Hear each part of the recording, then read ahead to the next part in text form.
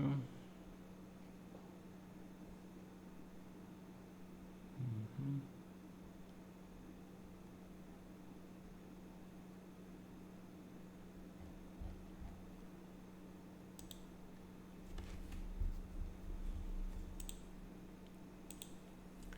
And now we're live.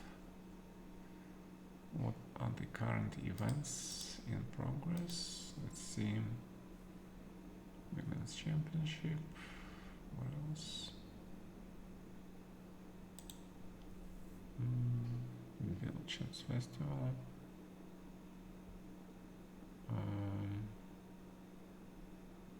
Charlotte Center.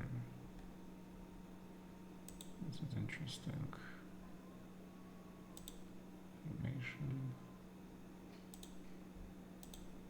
There's nothing here, yeah? Wait, they already played 9 games? What? When did it start?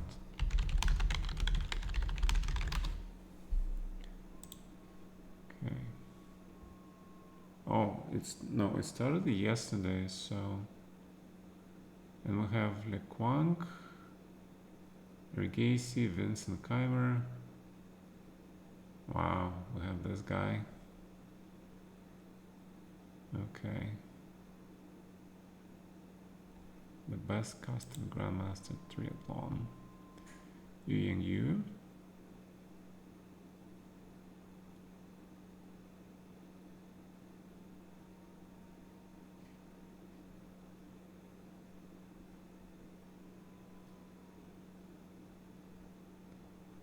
Lequang, Regasi, Bogdan, Vincent, Bassam, and David Navarra, and Jules Mossad. Okay. Alright, very interesting field. Very interesting field. So, are there any challenges in progress? Nope. Okay. So let's look at the current games. It's probably a rapid event or something. I want to see this game. H4, C5. So H4 might be not so useful in this. Yeah, H4 definitely looks pretty weird here. But even here,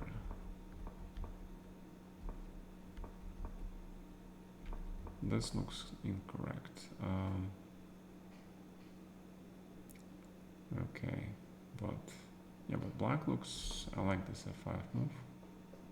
But apparently F6 and F5. So the bishop on G5 is kicked to the E3 square, doesn't hit the E7 pawn.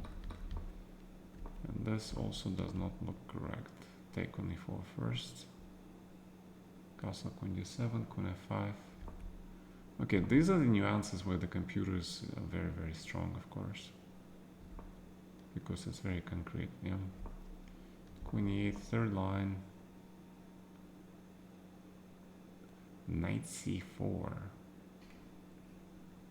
Wow. Very interesting. Hey, Mr. Turnmao, how are you, Mr. Creaky? Yeah, I'm looking why the computer would suggest Knight C4 here. It looks absolutely crazy, but looks very interesting. King F1 is better than King E2 because the knight can go to E2 and hit this pawn.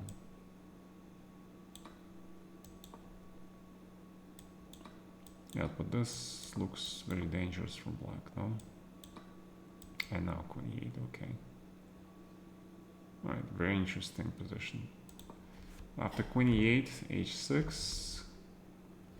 And now just castles and Knight F3, and white managed to fix this pawn structure. Black F5 did not undermine white's center, so definitely advantage white, but black still has some counterplay. Knight goes to E5, bishop goes to E5, but it's not possible to get rid of these pieces, which block black's attack on the king side. And white has a pawn here on the a file, so it looks advantage white, yeah. I'm just looking some games here for a second. Alright, but we can start the simul. Alright, where are the challenges? Good day, everybody. Yes, can you guys hear me? My sound should be on. I hope it's on.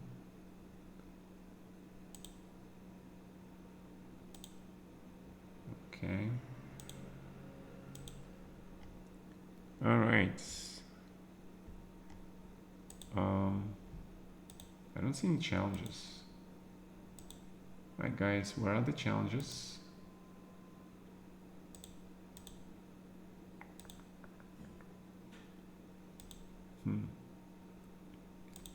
Yeah, I'm not playing slow games. Sorry. Cheating forum has a new note. Because it's a closed forum, I cannot stream it.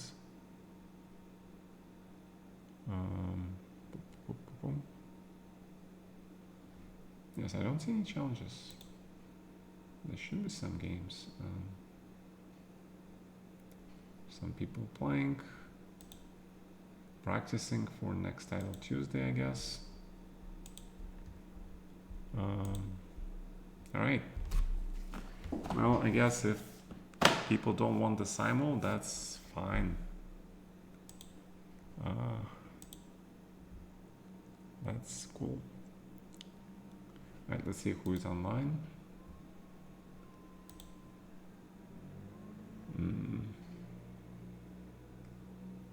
Okay, so these are the streamers, these are the players.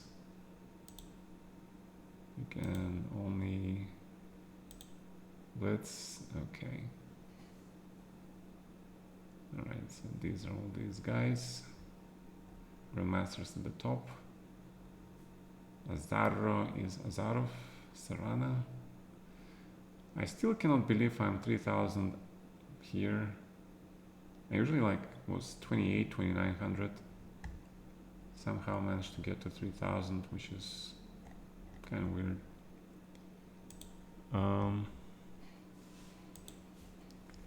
Okay. Alright. We'll grab some coffee. Okay, sounds good.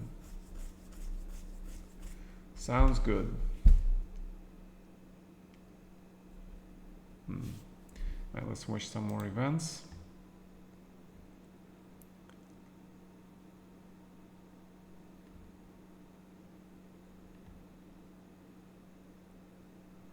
Grandmaster Erdos is playing.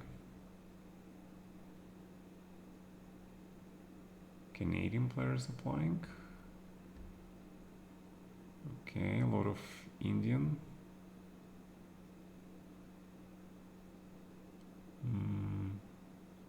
Traditionally, a lot of Indian players in this event.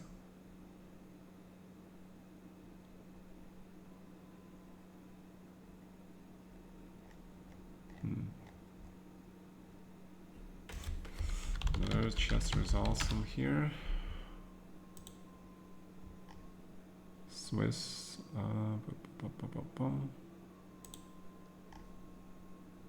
No, that's not. Doesn't look correct. Should be Sui, right? All right. Grandmaster Triathlon. Rapid events. Okay, so this is probably rapid event. Yeah. There is Grandmaster Triathlon Blitz.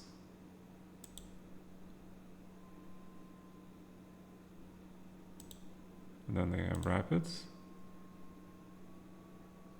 Final cross table after 7th. Alright, so Vincent won, shared first, second place with David Navarre in rapid event. This guy somehow is in the last event, last place. That's pretty unbelievable. I mean, this guy was like, when this guy was playing on chess.com, he was always one of the best blitz players. He was winning a lot of, I'm not sure if he won actually title Tuesday, but I'm pretty sure he did. So it's very surprising that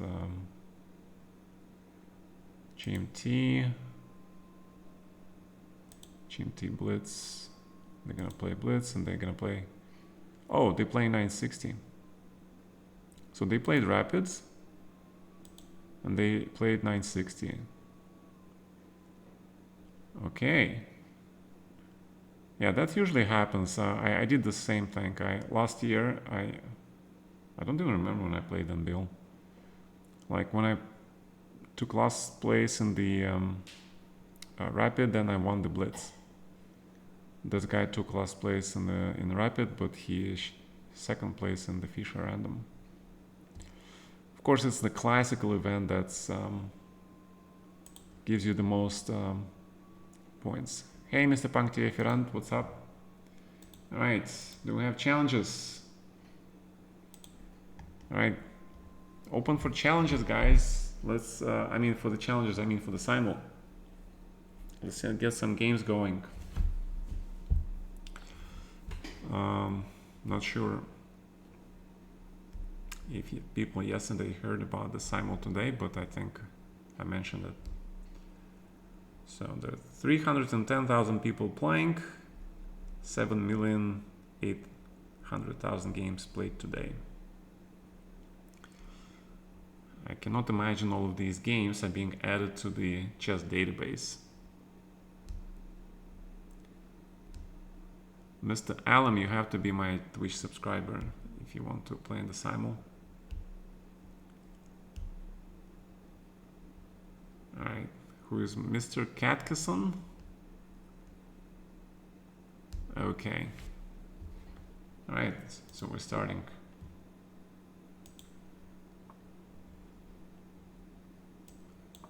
Can't go wrong with the classic. Yeah, sometimes I'm like wondering why I'm not playing these classical things and trying to go into some sideways. Alright, so let's play classical Italian.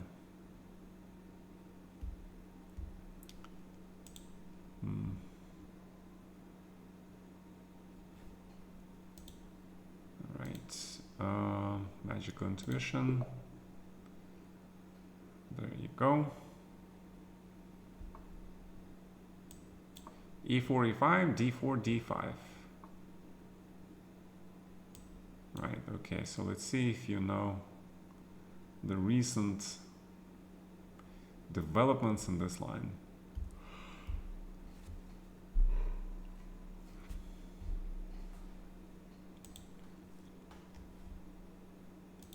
Okay. Okay, that's it for now.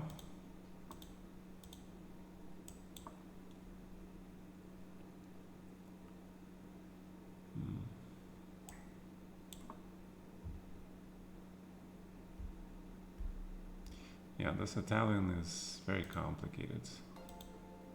There's so many ways for both sides to develop their pieces.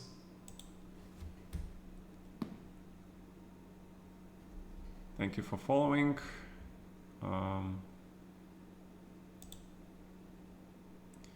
Knight F3.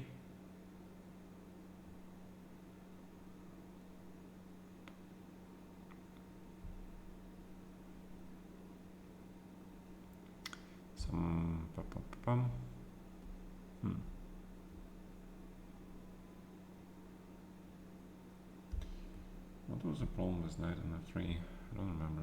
Okay, fine. It's just okay. So yeah, you keep this thing. Right. You keep this thing so you can play that. Okay. So bishop g4, knight c3 is probably just a6.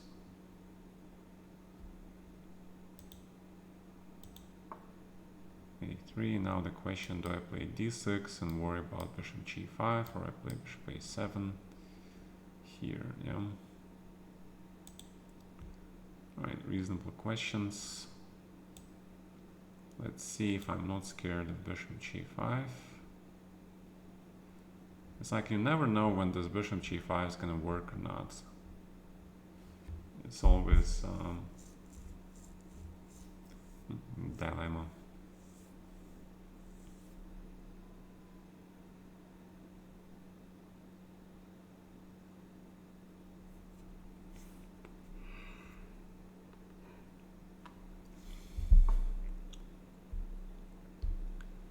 Okay, so probably h6. 97 h6 in this position. Also looks very interesting actually. But we take knight h4 something. What about bishop e6? Can I play like this?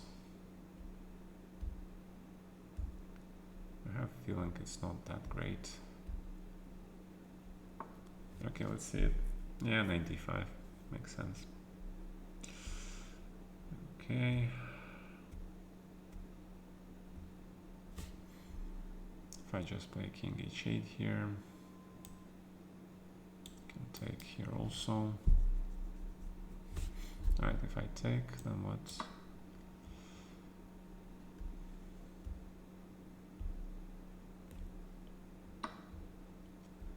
Takes h6. Just mass trades, I think, right? Hello, Mr. Chess Pawn. Okay, and if g5's happening, then yes, but isn't this okay for me?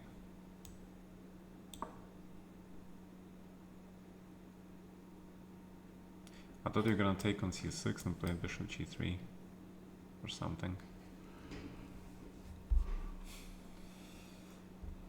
Because whenever you end up with the bishop on g3, you better think of some ways to make this bishop get back into the game, because it is in the huge danger of being marginalized.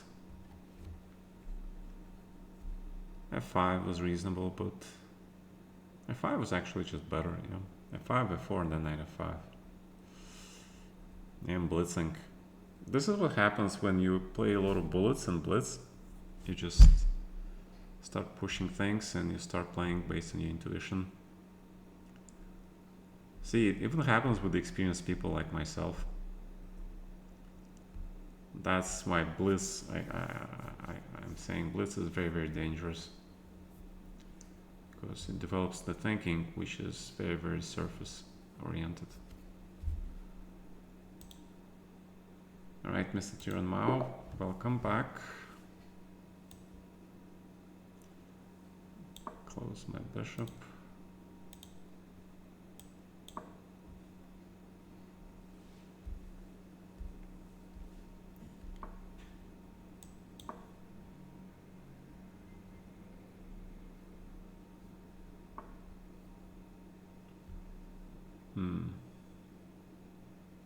Yeah, usually d4 and g3, you don't mix, but I guess you can try it. Alright, so let's bring the queen. And the reason they don't mix, because again, the bishop is going to be blocked by this pawn formation. So you have to work on making that e4 or something. Yeah, because if e4 is not happening, then it's very, very difficult for white to make use of that bishop. Alright, queen g6. Transfer the queen. Queen protects the king, helps push the pawns. And also this is like one of the most ideal places for the queen. Okay. So e6 looks here, here, there. What is that? Take, c4. Looks okay. Unless I blunder stuff. Right, h6. Protect against knight h4. Queen b6. Offer the queen trade. Yeah, and then we come to this position.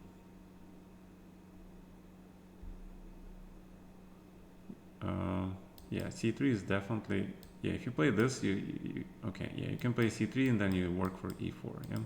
Or you play c4 and then you just go for the sort of mainstream line. Alright, so let's go h5. Let's hit on this guy. Hey, Texas Pete, what's up? Thanks, man. Hello, Mr. The Invincible. I love stress. Hey. Yes, mamas. Okay. Thank you. Yola the Ruiz. Hello. Sorry if I butcher your names. That was not my intention. Okay, so g4 or then after h4, it's very hard to break through.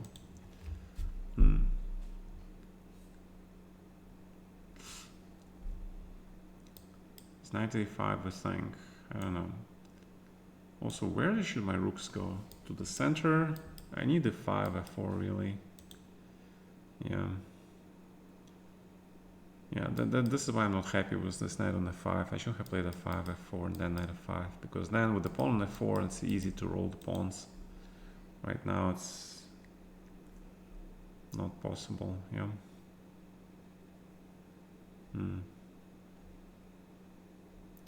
So the question, what's stopping me from moving this knight and then to play f5, f4? Because white plays f3 and then he's gonna put the bishop and trade, and it's still good for black. But also he wants to play c5, rook c1, close this bishop, like for real. Yeah. I really don't want that to happen either.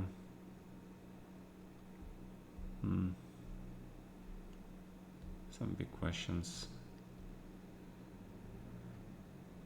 I still think g4 is correct play. Alright. 97. So this becomes like Reti London system. Right. Sorry about that. Okay, let me make 2 moves versus Texas speed. So today is the day of classical openings. Alright, 92. Okay, so just play c4 anyway, yeah. Oh, Mr. Texas Speed, you're specializing in 4 knights these days. Hello, Mr. Maram. Nigdu, good evening. Thank you. Greetings from Ukraine. Greetings. And wish you strength and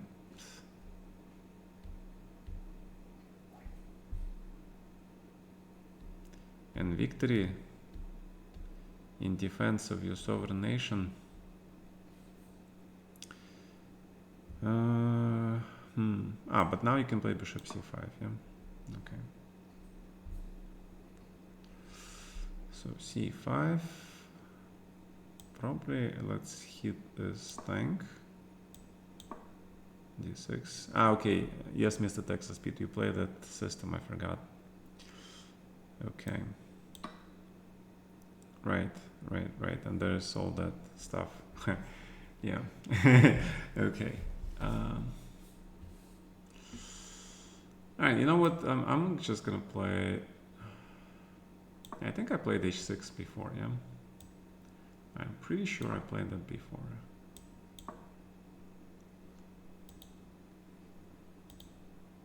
Alright, Mr. Fritz the Cat, welcome back.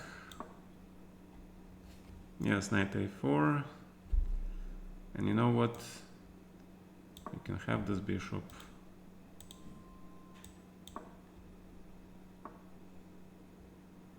And I'm gonna play c4.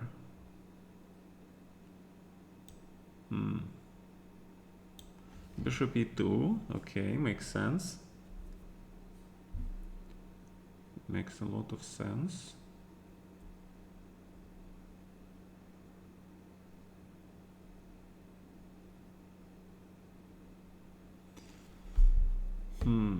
If I trade, you take with the king and then you go there. And it looks like you actually might be first on the queen side, yeah?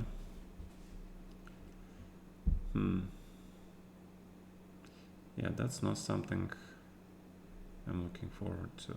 But if I play bishop f5, there's some bishop f3 possibility. And the question is, what is that bishop on f3? It's a very interesting question. But okay, I think bishop f5 is a correct way to play this. e6, Mr. Frisnaket, they usually don't play e6 with bishop on g7. They usually play like c5, d6, or d6 and then knight c6, knight d4. But e6 is very interesting. The only time I remember playing e6, I did it because I was trying to play for an aggressive line with black, and I needed to win the game. So I played this in the Catalan. Alright, so let's grab. Mr. Katkeson is playing very, very fast. Yes. Perseverance, patience, and of course, you know, the right cause are very important. Very, very important. If the cause is just and is right, then, you know, there is a will to do great things. So I wish you that. All right.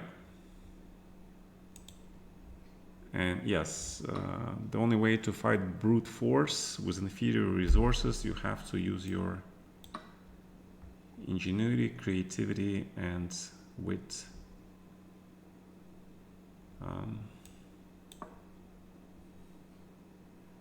Unfortunately, brute force is very, very strong and dangerous thing. You know what? Yeah, I don't want to play f6 here. Knight e7, you want to bring the bishop to d6 and trade stuff, yeah? It makes a lot of sense. But okay, let's play f6 and bring the knight to c6 anyway. This allows check and redeployment of the rook to the h file.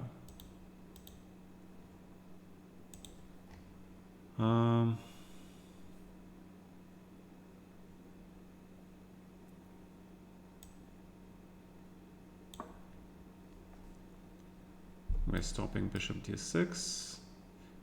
Yeah, so I was thinking whether to play it immediately before f6 or not, and I wasn't sure. Yeah, now definitely king knight goes here.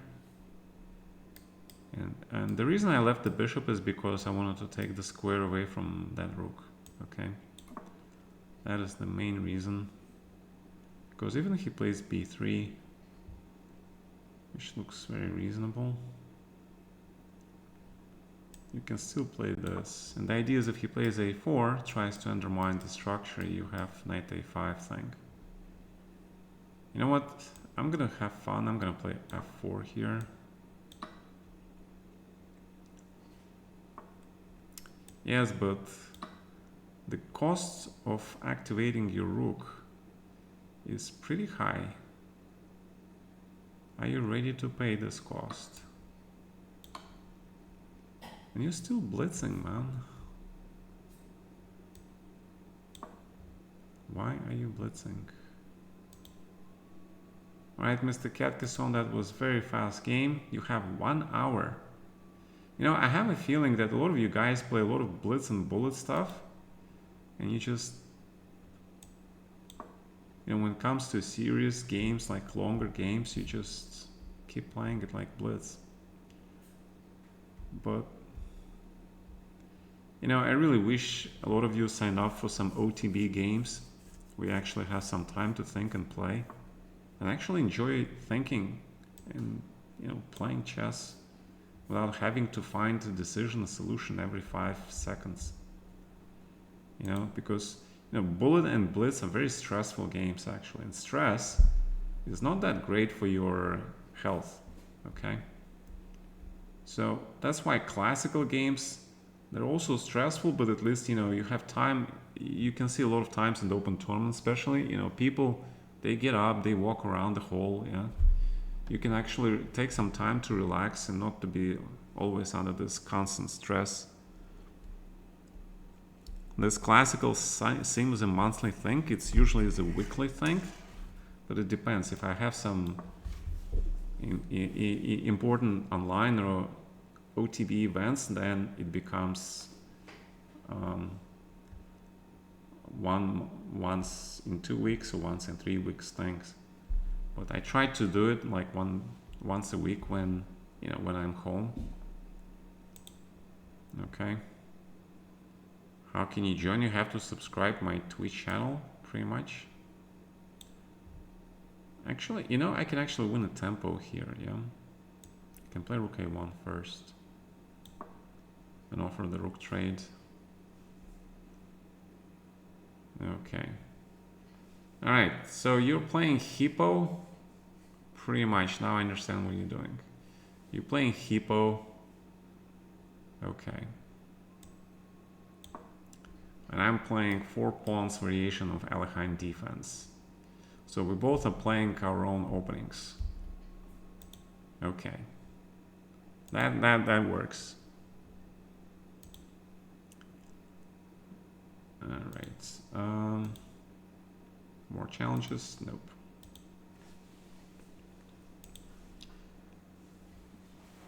All right. If you lose like really fast, you can rematch me, but you have to promise me you have to think, okay, and to use the time because you have 1 hour. Okay, it's enough time.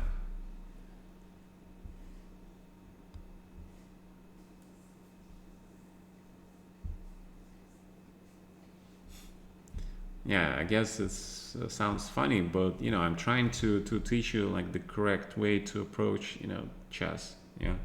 First, you learn how to play chess properly.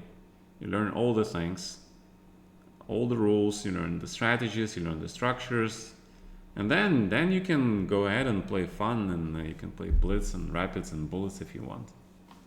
Yeah. But if you're gonna start playing blitz and bullet first, then you're gonna learn a lot of wrong things. Yeah, you might win some games with some tricks, with some blunders by your opponents, but you know, if you don't learn things correctly, you know, when you face a stronger opponent, you just, you know, it's not gonna work that good. Okay. All right. So actually, I'm gonna try to castle queenside and go for an attack because knight on e7, bishop on g7 is very, very passive. They're not that great defenders. Knight on e7 is not a great defender. That's why, you know, in the dragon, the knight is on f6 because knight on f6 protects the king better. h7, h5, g4 squares are under control. When your knight is on e7, that dude doesn't do much, okay? So b5, take, knight h4, something. Okay, check first. Because if king e3, then rook c2, you hit this guy. So that means he has to go to d1 or something to protect this pawn. But, you know,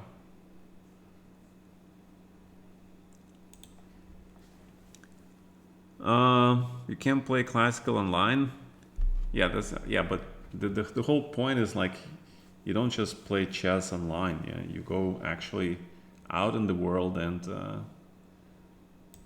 play OTB chess. Okay, there's such thing as OTB chess actually. Yeah, I know it's kind of outdated, but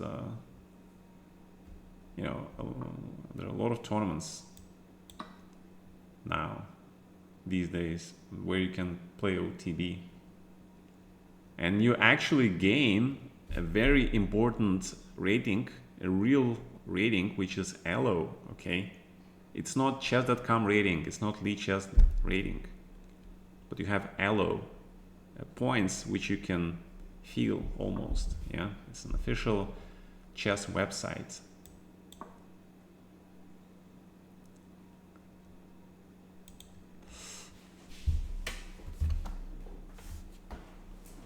Alright, Mr. Magical Intuition, 1 hour, 17 minutes left. Yeah. But thank you for joining the Simul anyway. It's nice to see you guys.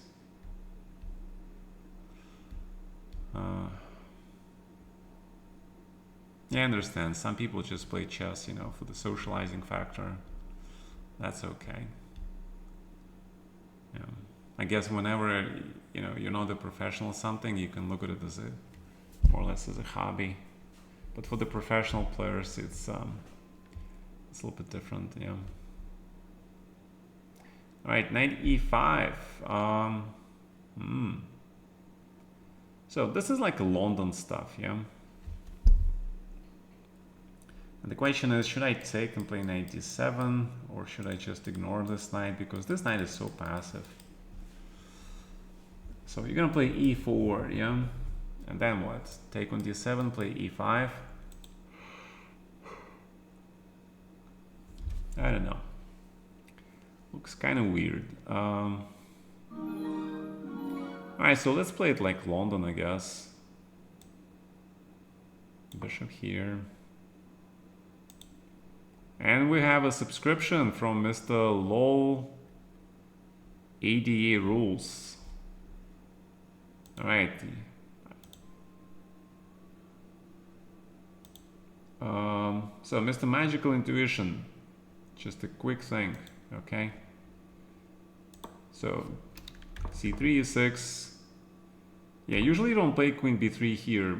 I mean, you can play, but you don't take this, okay? You never take this and you never go for the structure. Doesn't matter which side you are, because this structure is always good for the side that has the pawn moving closer to the center. Because it, unless you can stop it later with the a3 and you prevent b4, but even then, you know, this structure, just don't play it, okay? It's really not that great. So don't take on b6. You should be very happy when your opponent takes on b3. That's what I do. Whenever this structure exists, yeah, I'm always happy to be the side that doubles my pawns here. So to play this position, you should actually just play something. You can even go like this, okay? Because then, you know, you just develop, okay, queen c1, it's pretty standard. Castles, rook e1, then you play bishop d1, c2, and you slowly work on, you know, playing e4, and this is pretty much equal. Alright, this is how I play with white all my life, and you can also try to go for b3. This is also very interesting, because this pawn structure is very, very tricky. I remember Vallejo played a5 here against me because he wanted to stop b4. Okay, but it's still equal. You can just play c4, c5, knight e5. Yeah, you can play probably some other things, but a5 in the situation is correct, because if you allow white to play b4 and then b5, c4, white is a little bit better, I think. Okay, rook c8 first is also good, and then yeah, then there is such thing as knight b4 also. So that's the thing, okay? Don't take on b6, because after you take this, after you take on b6, yeah, the computer says it's okay for white, but it's very, very unpleasant, and you have to be very precise. You have to be a computer here. And just for those who think that you can grab this pawn on b6, it's really not that great, because if you grab it, black can just take bishop d6, and then this bishop has really no moves, and you have to try to save him, but it doesn't really work, because in the end you're gonna have double pawns, okay? Maybe you can squeak out a draw, but this position is just not that great. Horrible pawn structure. Alright, so hopefully those comments were helpful, okay? Alright, so what we have here, white has a pair of bishops. He's gonna try to go for f4 something. We're gonna try to go for some central control, more or less. Um, wait, what was your last move? Bishop b7. But you see, you play king h8 right into my rook. You were trying to play a5, I guess, but you know, if my bishop is not going to this diagonal, then you can. Yeah, you were afraid of knight g5. That's another problem with this type of structure, which is why I play h6 in the opening. And I try to play h6 before I castle, is because if you play a5, white doesn't have this knight g5 thing hitting your pawn on e6, which is huge weakness. So that's kind of important. All right. All right, thank you, Mr. Lol, 80 rules. Thank you. Yeah, there are a lot of chess streamers these days. I'm a little bit of an old grumpy streamer, but you know, because you know, once you're a competitor, it's very hard to get it out of your system. And even though you don't have the strength or the stamina or you know memorization, you still have this old urge, yeah, to try to kick ass. And if you don't kick ass, you get very angry. Yeah. Yeah, it's I think that's a familiar feeling to most of the sports people. Yeah, just have to, you know, either learn to live with it or just, you know. Yeah, I understand now, like how Korchnoi feels, pretty much. When he was older, you know, he was, yeah, he was very angry. Because, you know, when he was younger, he was beating all these kids, like, so easily. But when you get older, it's like these kids, like, they trick you. You outplay them, but then you get low on time and they trick you and you're time trouble. And it feels like, you know, so awful because it's not chess. Yeah. All right, what is this? D5. You know what? I like two moves here. I like D4, but sometimes I play D3. And I when I want to test my opponent's elo strength. Can you challenge again? Yes, Mr. Manish, challenge me again, but please don't get used to this because yeah, if you play again very fast, you're gonna have to play one game per simul. Okay, but you can challenge again. So think, use your time, especially in the opening. The opening is critical because if you misplay the opening, you're gonna fight an uphill battle. Yeah, why would you want to do that? Knight g5 immediately also looks pretty bloody good, but okay, let's take it. Yeah, this does not look good, man. Okay, classical openings today. We're going for classical openings, so use your classical thinking. Just imagine yourself, you're Capablanca, you're like, I don't know, Nimzovich, you're Tal. Okay, Tal is complicated, yeah? But I don't know, you're Spassky, and you just play all these, you know, lines these guys love to play. Petrosian, for example. All right. It's really hard to play London against me. I wouldn't say it's hard, it's just, but you need more practice. All right, knight b3, a5. See, people have no problems, you know, actually, you know, getting great positions against me with black in a London system. And also they play with white because, you know, there's so much you can learn. Even if you play this whole opening like your whole life, there's still things to learn always. And besides, when you play a lot of, you know, when you play the same thing a lot, you kind of lose this sort of creative juice, yeah. Become sort of sedentary and tend to become very conservative, yeah. So that's why it's important to play different openings. So sometimes something may click and you can, you know, find an idea from another opening which you can use in your original opening. So it's very, very recommended if you play a lot of openings, okay? Because then you have a little bit of an experience and you have the feeling for what you like, what you don't like. And then you pick your favorite stuff and you just kick ass, okay? You study hard, you learn the transitions. The openings are only to give you a good starting point. First 10, 12 moves, 13, 14. But in order to progress, to become stronger, you need to learn the transitions. Transitions from the opening to the middle game. So you have to know your plans, what you're gonna do in the middle game, which is why people used to study all those old Masters games, because those games gave you an example, like a glimpse of what you should be doing, or what people are playing, ideas against structures. And these days, pretty much everybody knows what to do. In every opening, every structure, there are no surprises. All right.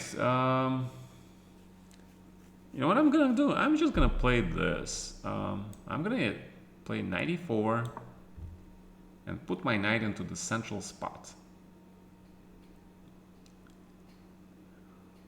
Because this guy looks good here, okay? When you can put your piece in the central spot, it's pretty good. Like, you see, he played knight e5, so I'm gonna copy him. I play knight e4. You send a challenge. I don't see it. Where is the challenge? Because you have to be my subscriber, man. Yeah, you just need to challenge, man. LOL AD rules, just click new game. Click here custom thing, okay? When you have an opponent, put my name, all right? Then you put preferably unrated. And there is a time control here, which should be, you can make custom time control. See, there is custom time control. You can 60. I mean 60 minutes, 60 seconds increment. Okay, you can put 45 if you really hate very long games. You can play 45 is what I accept, but yeah, usually I do that when people are late to the Simul but they still want to play. But if you like faster game like that, you can play 45. That's fine. All right, but 30 minutes is no, I'm not gonna accept. Okay. All right, Slav Rubinstein. It's been a while. Been very, very popular in the 80s. When I said that, I feel like so bloody old. The 80s. Okay. All right, so Mr. Texas Pete. I know you're trying to provoke me for the c4. I kind of like this pawn here. I kind of like it here. Yeah, so the question is, I'm very tempted to castle long side, but this looks kind of dangerous. But if I castle short side, you're gonna have f4 running, yeah? I'm not a big fan of running into f4 and being under attack. I hate being under attack.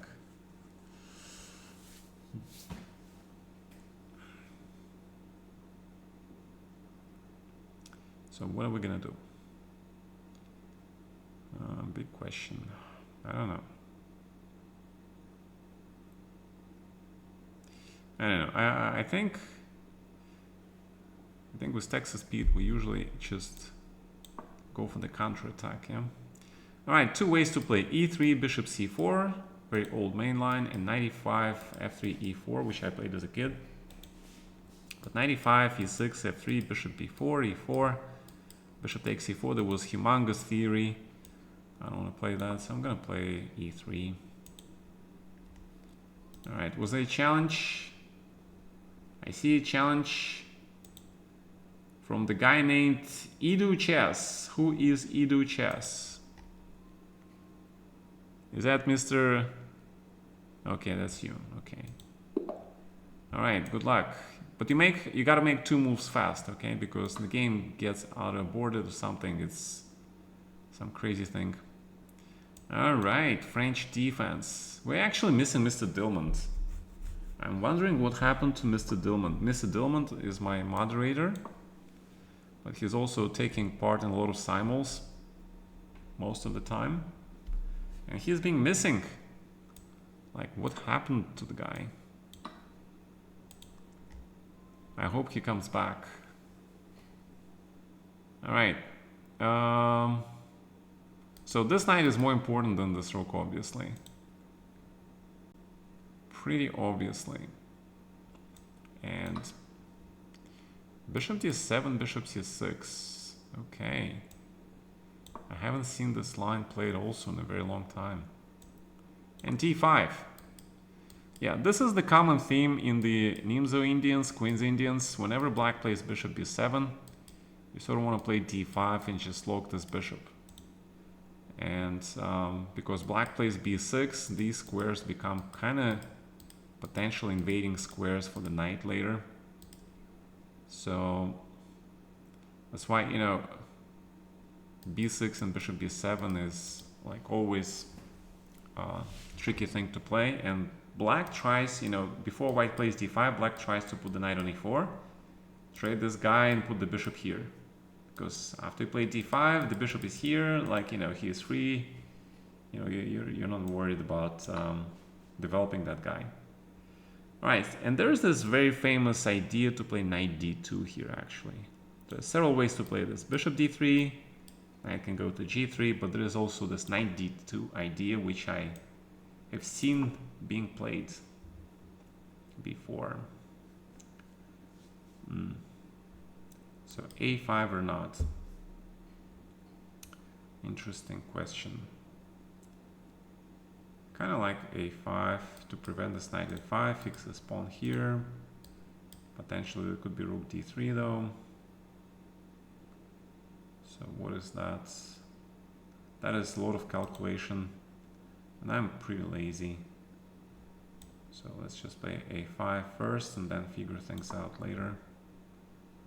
Yeah, but magical intuition, why would you take this knight and give you a very important dark squared bishop? You know, white actually sacrifices the central pawn to force you to trade the bishop. You're giving me this bishop for free. This is not a good move.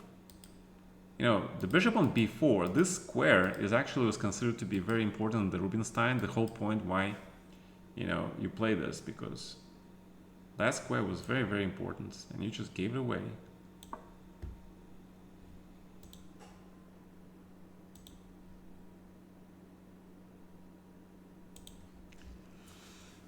Okay, keep that in mind for the next game, okay? You really don't want to take this knight unless you really know what you're doing. Because the bishop is very important. Okay, I have a challenge from Mr. Invincible. Okay, so c3. Grab. So I'm trying to play this game very slow. The knight on b3 is usually not that great. Just, you know, for your information. You can see it played in the Caro-Kann with white a lot because you stop c5. But then eventually this knight gets relocated somewhere, yeah?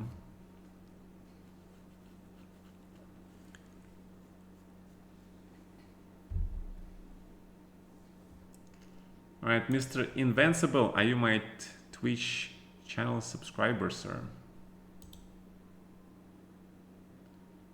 Okay, everybody's thinking. It's my move here, okay. Knight c4. That's the whole point.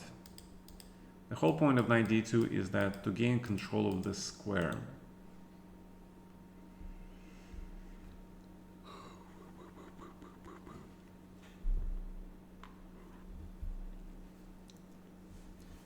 but maybe it's not so great.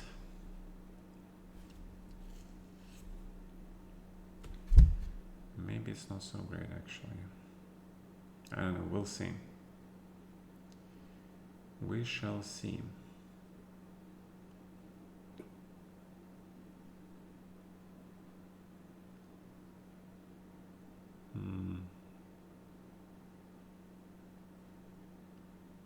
Yeah, probably knight c4 is a little bit early, yeah. Just finish the development first, bishop d3, castles, and then knight c4. Although it's okay. I really don't think it's really that bad. Alright, so my plan was to hit this guy first, because the knight on d7 took away this choice of getting this bishop back that way. Knight to e4. Alright, and then we're gonna just get rid of this knight, yeah? And then just play bishop a3. You don't care about this pawn, actually. What's important is that you make sure this king is not going anywhere. Yeah, this was actually some of very similar to my game against Magnus Carlsen, like when he was much younger, in 17 or something. It was one of the Grand Prix events. He played like this. Alright, b6. Taking this under control and preparing c5 at some point. Alright. Have some games in progress. Good. Wait. But the bishop d4. Knight c3, queen b3. So I got pair of bishops. Black king is stuck in the center, and it's considered to be a pretty good compensation in such cases. So the question is,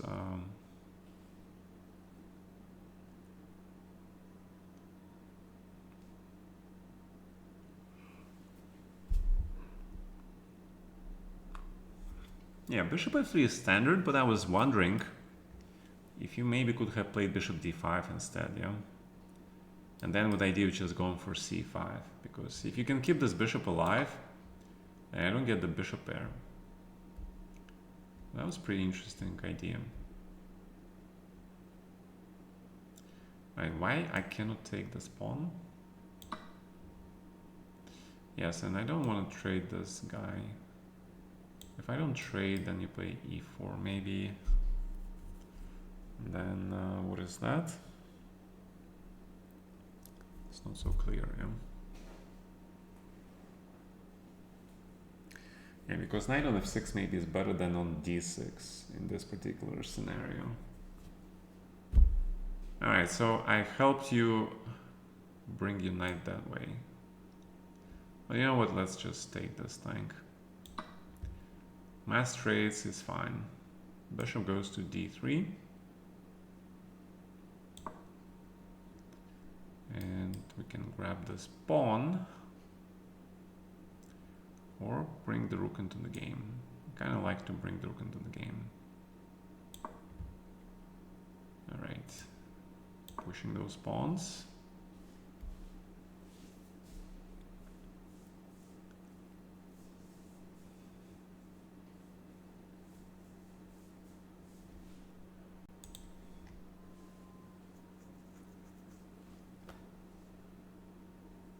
Mr. the Invincible.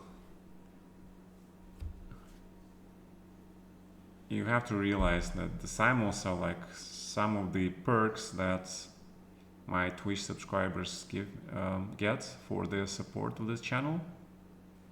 I'm no longer top 10, 20 player in the world. I don't make much money, okay? So Twitch subscriptions and is a huge difference in my life. So hopefully that clarifies things for you. Because I don't win any prizes. Cannot compete with the youngsters. I managed to win sometimes, but it's very rare.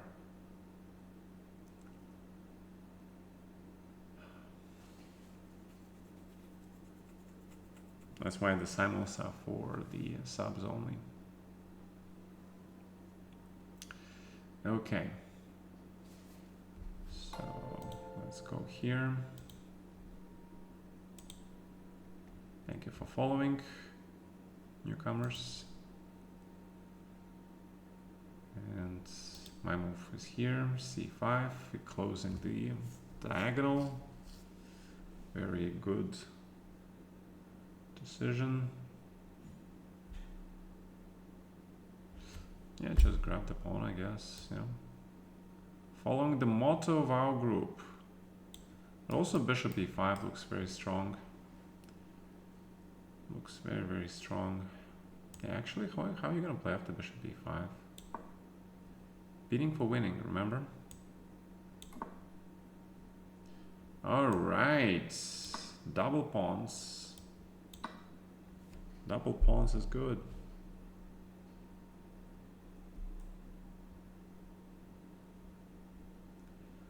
Is good for me, especially in the endgame. But you get the you get some activity for sure. All right, rook e1 plays slowly with a pair of bishops. Actually, you know, white got an ideal. Just to return to this game. Where is it? Yeah, this is sort of an ideal setup. Sometimes you see the bishop on g2, but bishop on d3 and queen on f3 is really ideal, especially if you want to go for the attack on the king side later, okay? Because the bishop is going to hit this diagonal. Queen is going to support the pawns like in Sicilian, and this bishop is also looking this way, so potentially this is very interesting, especially, you know, if black plays h6 or something, because that would be a big hook, yeah. Then g5, open the h file. So this is the reason why black really has to keep his pawns intact. So he can play g6, and his pawn formation is very solid. Yeah. So okay, black is very solid, but white has more space, and again, there's potential for an attack. So that's just something I wanted to point out. So let's play c5. Can we play c5 here, or should I play rook d8 first? Big question, yeah.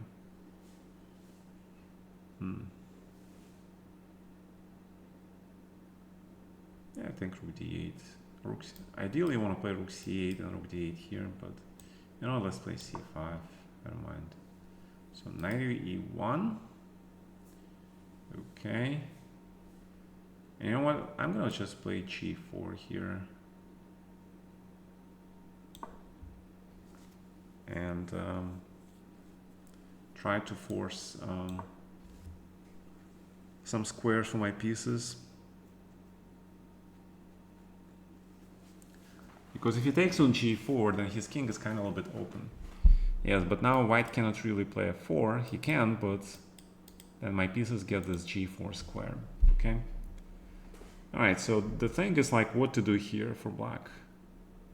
Very interesting. Since we played g5, it makes no sense to castle here, but he's sort of preparing this something here, I guess.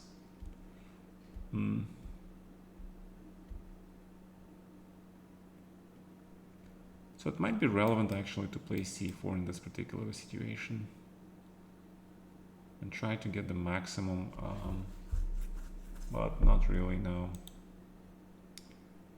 Not really.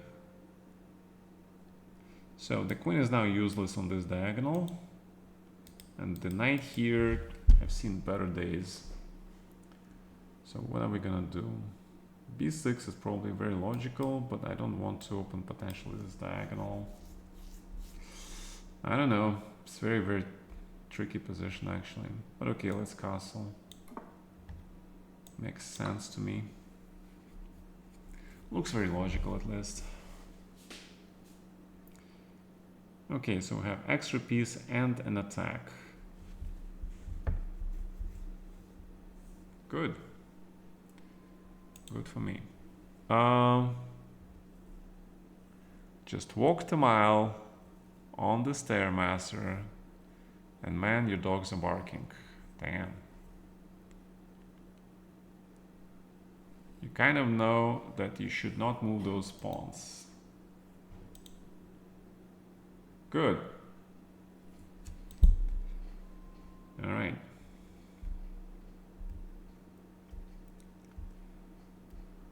Then you're already ahead of a lot of people with that knowledge. Knowledge is power, yeah? Knowledge is power. That's why education is so important in life. Because you're getting that knowledge. You know, we take for granted a lot of things. But, you know, for some people, these are not so obvious things. Right, let me grab an apple.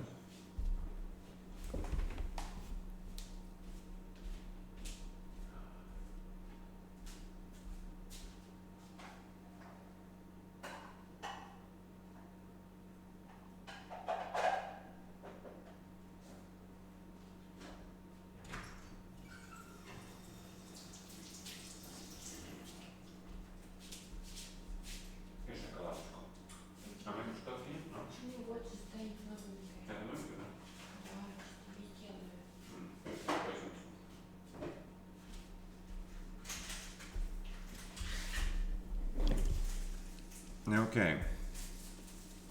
Wait, what happened? H4. H4? Really? Wow.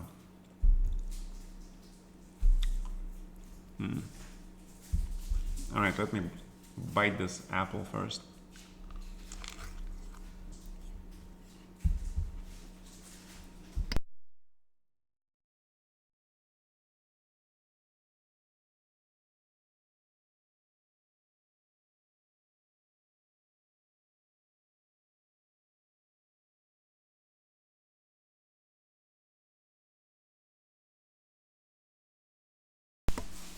Alright, so bishop f6, you're planning knight c5 obviously, yeah, but white has to play this of course, and that means you can no longer plan those evil things. О, спасибо, родной км. Это что, орешка? Почем?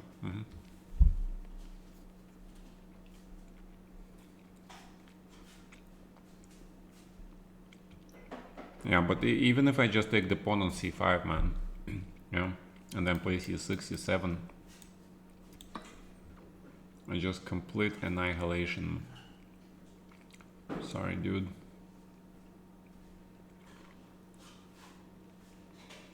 Yeah, this is...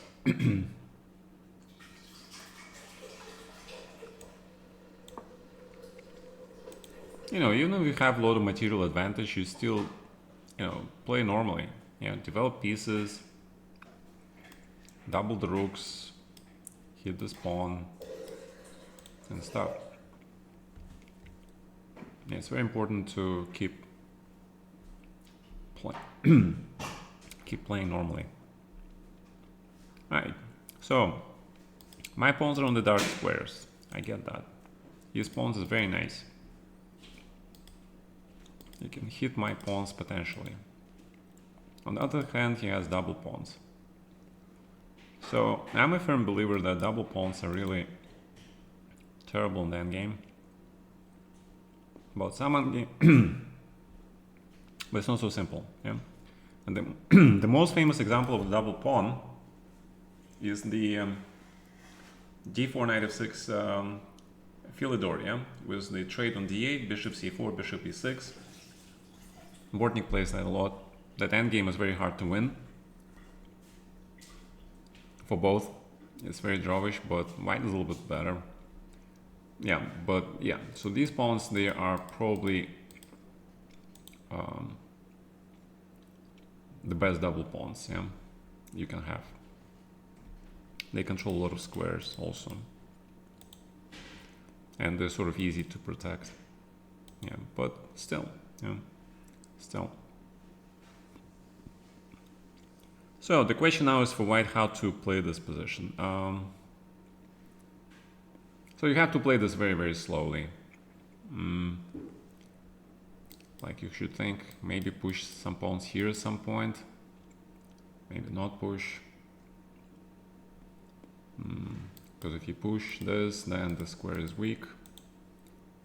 And but if you get to g5, should be okay, yeah. Because if you open the file, then the rook goes here. If you can get the pawn to g6 or force g6, then some additional weakness that you can target. It's kind of complicated. But you know what? I like to play something like king of 1 first. So rook e8. Okay. Yeah, so black might consider getting some e5 some point, yeah. He might consider that. Alright, so let's play a4. Fix this pawn structure here. If you play e4, it's automatic grab. c6 pretty much automatic. b6 is pretty much automatic. Knight g5, grab on gh7 looks also pretty good, but rook h6 immediately looks very reasonable, yeah.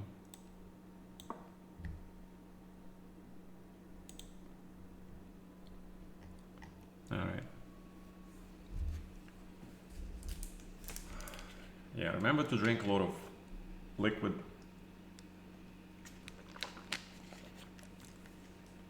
Water every day. Water is important. Staying hydrogenated, I believe, yeah. Okay.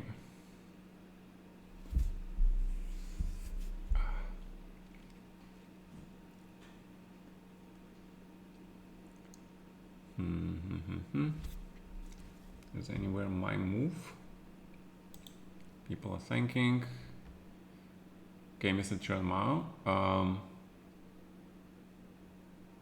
why are you thinking now? The thinking should have been done before e4, but okay. e4. See, the problem is with e4 that you allow this potential isolated QP, right?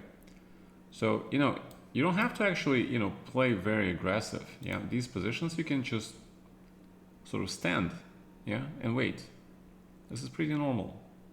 You can stand and wait.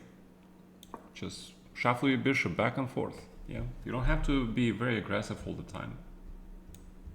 It's okay, man.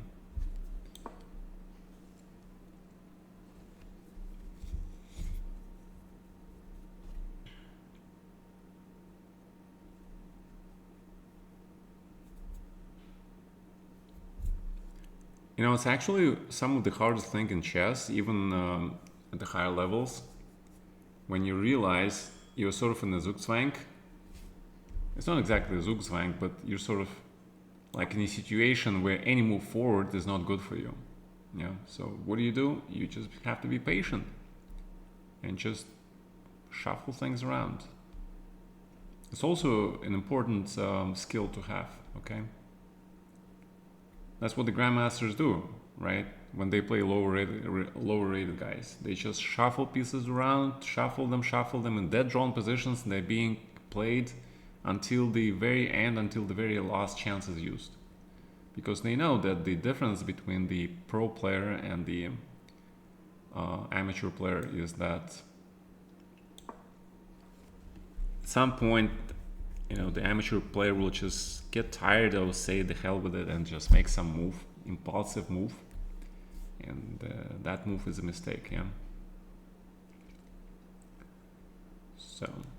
Keep that in mind. Next time you play a Grandmaster dead drawn position, keep that in mind. Be alert.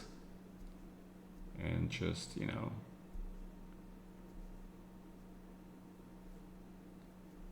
keep in mind the fact that, you know, all that pain will be rewarded when you get that draw or win from that Grandmaster.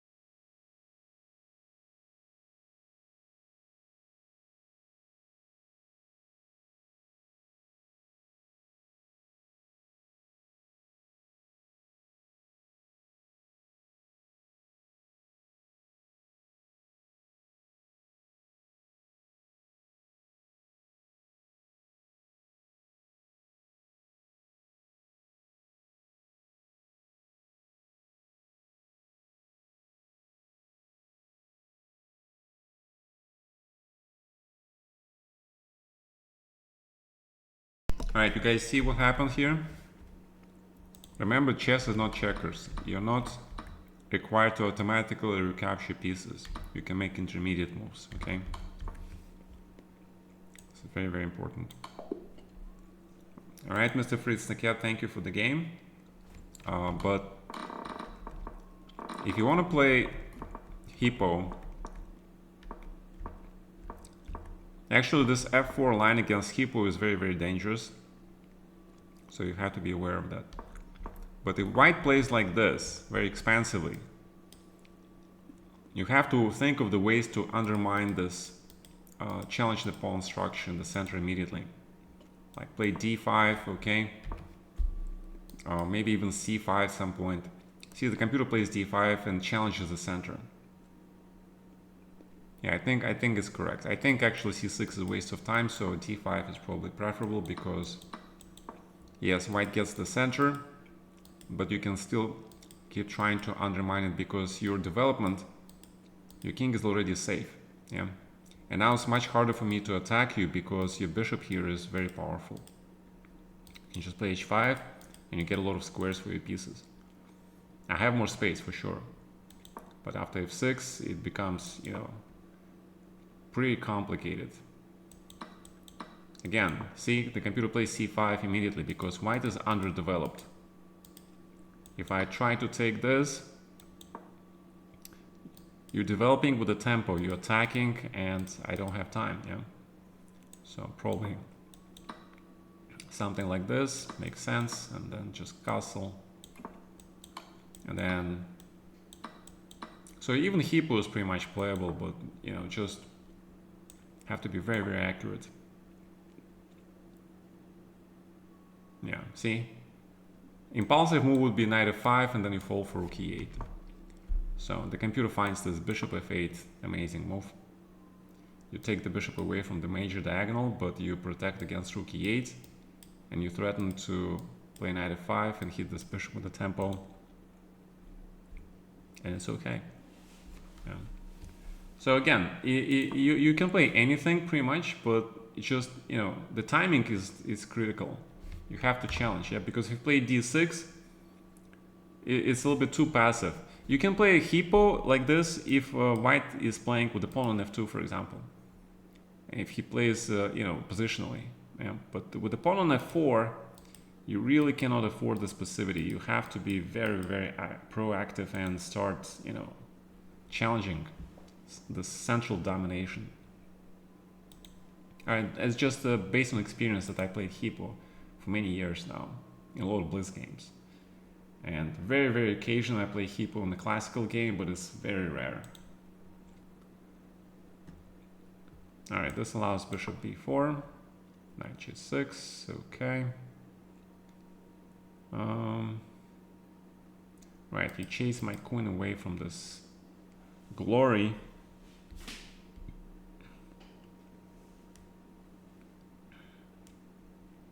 The reason I played b4 is I'm trying to prevent this break.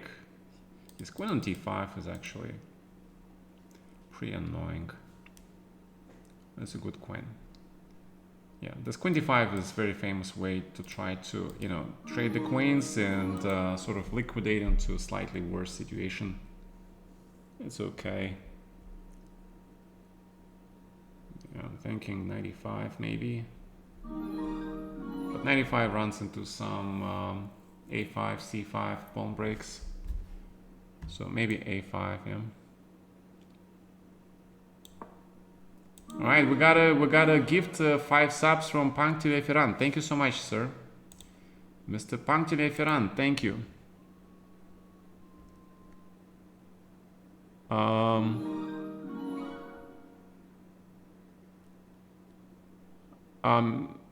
Yeah, thank you, Mr. Punctile Ferran. Ivanov, good evening. Manish, because you disregard opening chess knowledge, right? For example, in this position, this is all theoretical, yeah? You have developed your pieces. All you have to do is now just complete the development, and then you think what to do. Instead, without, you know, completing your development, you're giving me a pair of bishops, and you're actually fixing my pawn structure and allowing me by bishop to go to a3. So this move alone immediately jumped your situation to advantage to white, and now you had to castle, but you went for this pawn. You went pawn grabbing when it is extremely dangerous to do so. Okay? And after this is just lost. So not only went you pawn grabbing, but you didn't play it and calculate it correctly. So calculation is important. Train your calculation. And also don't give your bishops away like that. Your bishop, this bishop is very important. White always goes to trade this bishop, but this bishop stays a lot. Because this square is where the knight potentially can go. This bishop also takes care of these two squares. This square from the rook, it looks like, you know, it doesn't control it, but it does. Because if this rook and this knight are together, this knight is pinned. And also e4 is not possible. That's why white plays queen e2. And rook d1 and goes for e4, but it's a whole new game, yeah. So, you know, this was the first mistake, and then the second mistake you went after pawn grabbing with underdeveloped uncastled king. Very not safe way to play chess, okay? That was the mistake. All right, hope it helps. All right.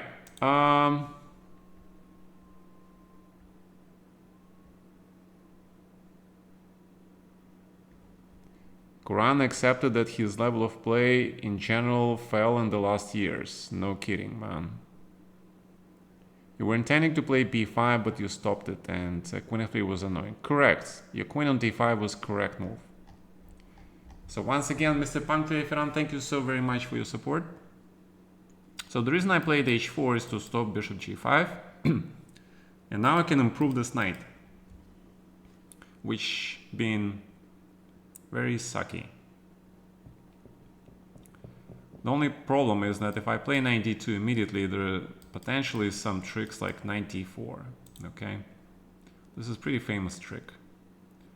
So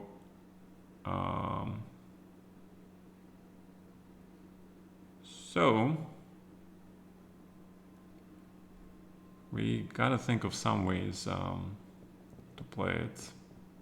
So the problem, like knight d2, take, knight d4, check, right? If I take with the pawn, take, attacks the bishop and opens the bishop and undoubles his pawn.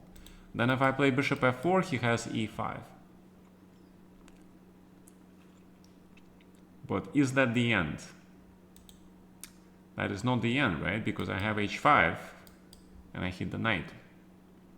So he takes, he has check, king f3, he can take on a1, and in the end we have two knights versus rook and pawn but should be okay for white actually, yeah. Yeah, this looks okay for me. Okay, so I can play it.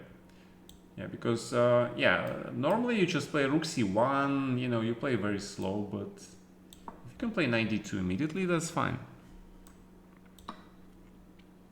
Yeah, so he's trying to find ways to, you know, to brutalize to undermine the pawn. I mean, ideally black wants to play 5 or c5. So that's the reason why this knight on c4 sometimes is so strong. Because it controls this square, controls this square. A very good boy, this knight on e5. Good boy. Attaboy. Alright. Yeah, so we're talking about Kurana, what he said in the interview. He intends to play classical chess until 45.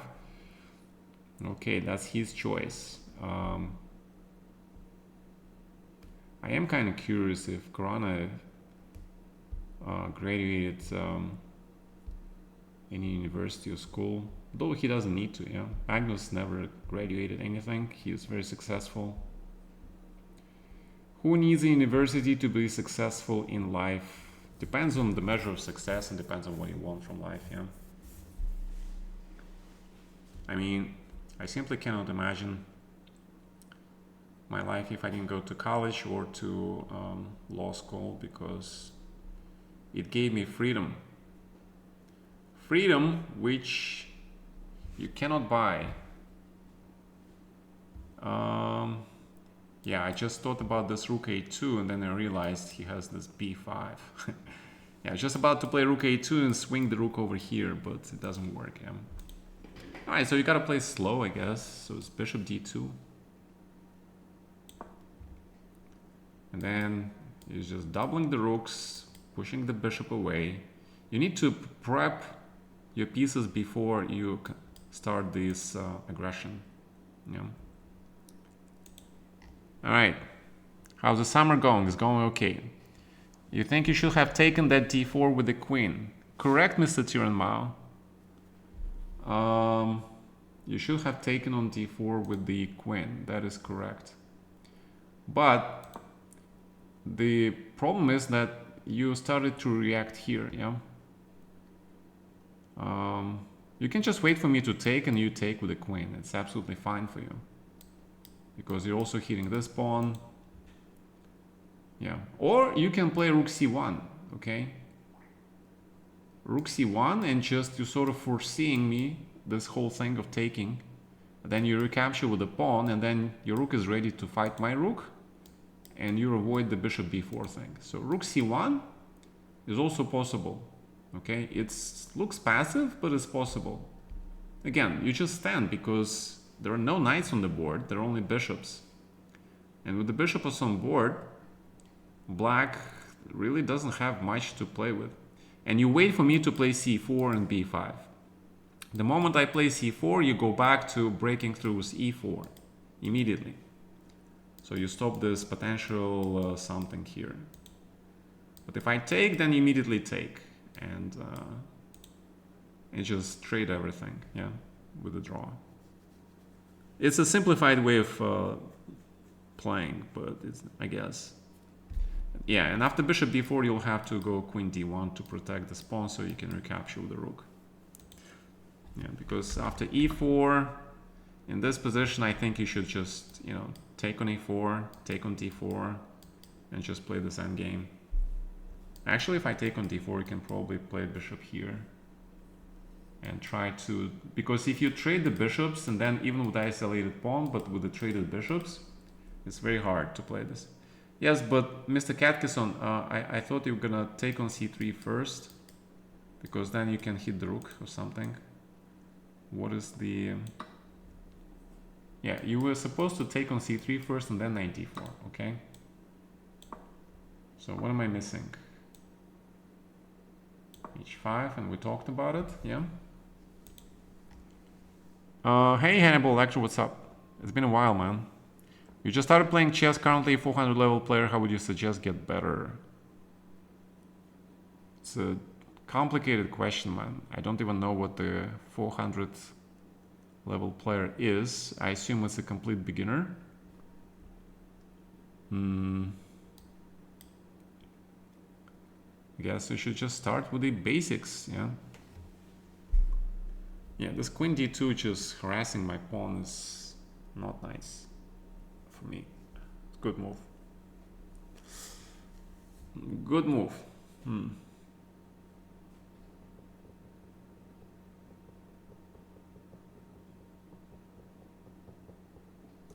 Yeah, because I cannot give this pawn away. I cannot play h5, so knight g8 has to be played, yeah. It kind of stinks. Kind of stinks, but you gotta do it. So if you're a 400 player, you know, the basics are, you know, start solving those mates. Two bishops, bishop and knights. Start learning some endgames. Start with the basics again, bishop endgame, knight endgame, a little bit of the rook endgame, queen endgame. Learn all those basic endgames. You need to learn those mates and those endgames to convert your advantage. If something happens and you don't give a mate, how you're gonna survive and how you're gonna convert your advantage, yeah? So you need to know how to finish off your opponent when you have an advantage. That's a rough way of saying it, but it's the truth, man. And what else? There are a lot of things. And then you start working on your opening repertoire. You work on your tactics. There's a lot of work, man. Don't think it's gonna be easy. If anything, chess is not easy. Requires a lot of time, dedication, resources. And it's also very painful because, you know, chess is one of the games in life which doesn't guarantee you results, even if you poured an infinite amount of resources into it. It's one of the very few games where you're not guaranteed anything. All right. Bishop to d6. So he's offering me this bishop as a sacrifice, but he wants to play e5. That's a fair trade, yeah? I would say it is a fair trade.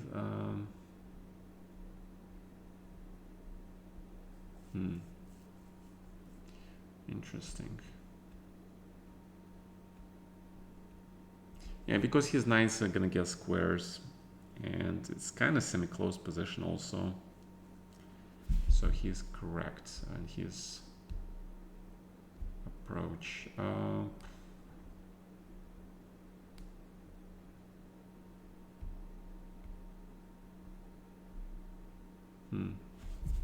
I'm looking at 93 here. It looks, to me somehow this move looks appropriate, but to push this queen is really powerful here.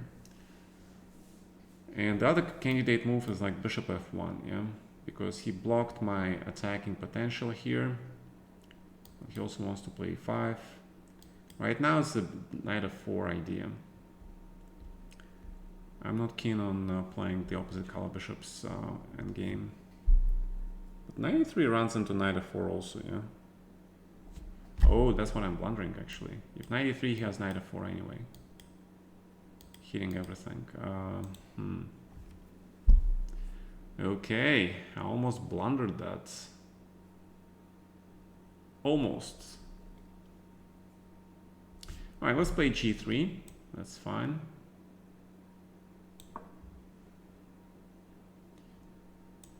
Rooks belong on the open files. Yep, puzzles every day. And don't forget to practice and analysis. Correct, Mr. Barracks. Is the King's Indian defense with black terrible to be playing? Nope.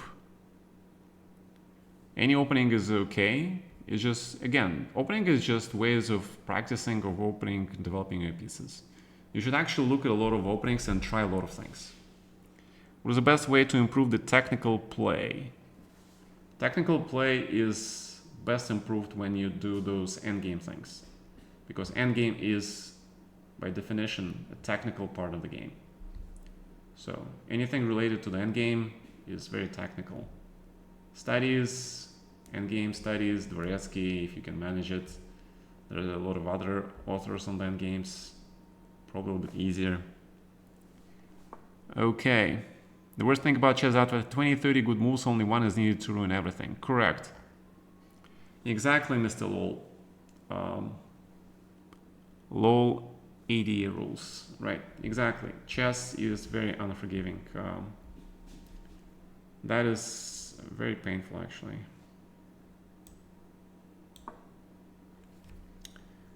Alright, my bishop on h7 kind of stinks, yeah.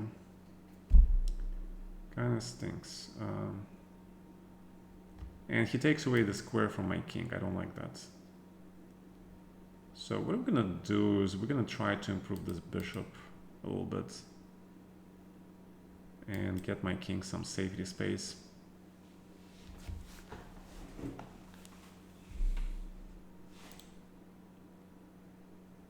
Alright, some games in progress.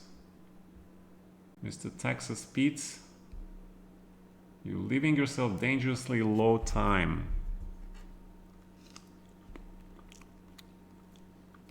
Mr. Texas Pete, you play excellent strategic and positional chess, but your time management,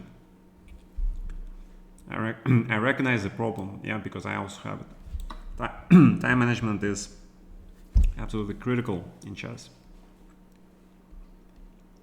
So many games I spoiled because, you know, I was in time trouble. And so did Reshevsky. I think that's the main reason why Reshevsky didn't become the world champion. It was Botvinnik who became the world champion. Is because of the time management. He got into time trouble. He got a great position against Botvinnik. Advantage, but in time trouble, Botvinnik makes sudden moves and Reshevsky collapses and blunders. Okay? This is a common theme. So, you can be a great player. You can be excellent at blitz. You can be like Grishuk.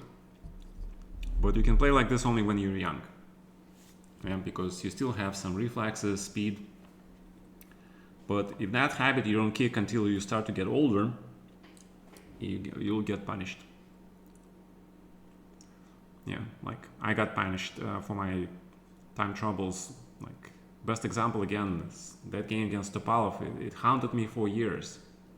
The 7th game of the match in 2009.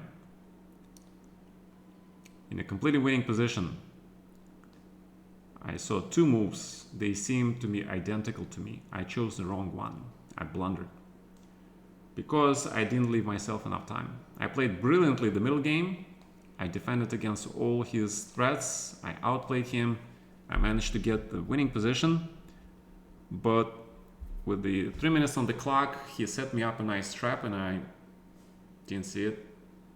I fell for it, blundered, and because I had no time. And I lost that game instead of winning it. If I won that game, we would play 8th game of the match and I would have white colors. And I would probably, you know, take it to the tie breaks. We'd play rapids, and in the rapids I would probably beat Topalov. And I would play a match for the World Chess Championship versus Vishy Anand. But, as it's pretty obvious, that did not happen. Because time management, correct.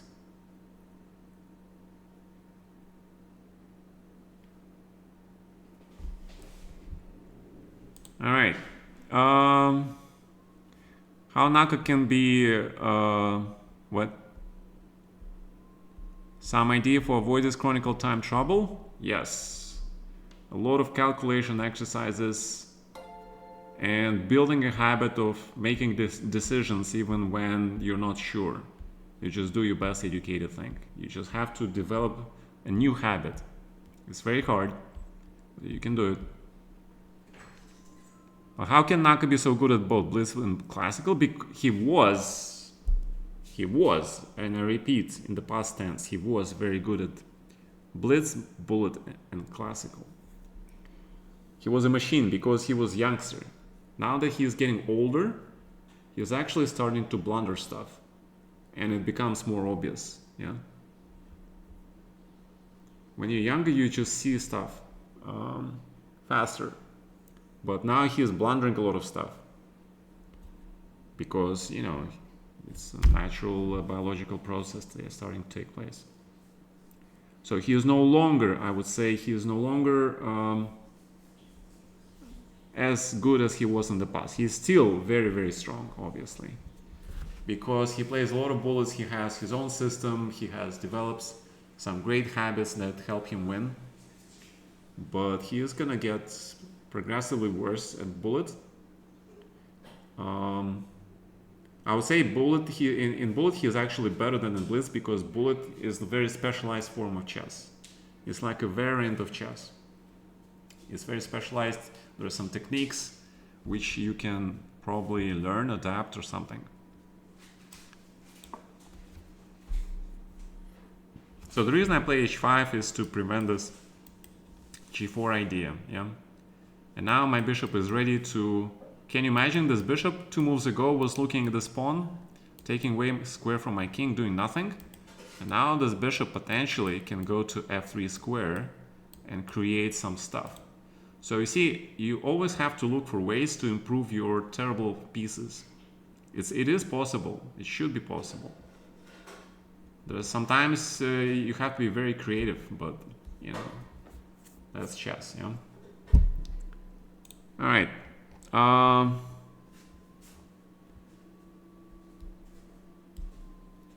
Faster taking decision. Yes, but then it's a trade-off, yeah. You can take it faster, but at the cost of quality. It's always about trade-off in life.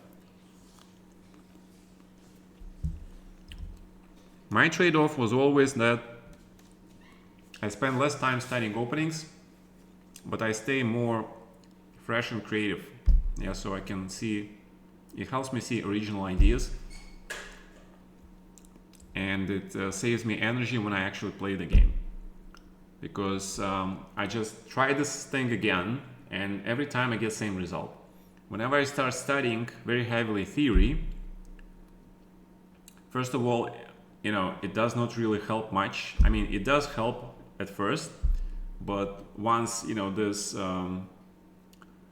tiredness starts to accumulate, my energy level gets lower, and my brain gets filled with all this information, all these nuances get filled with so much space.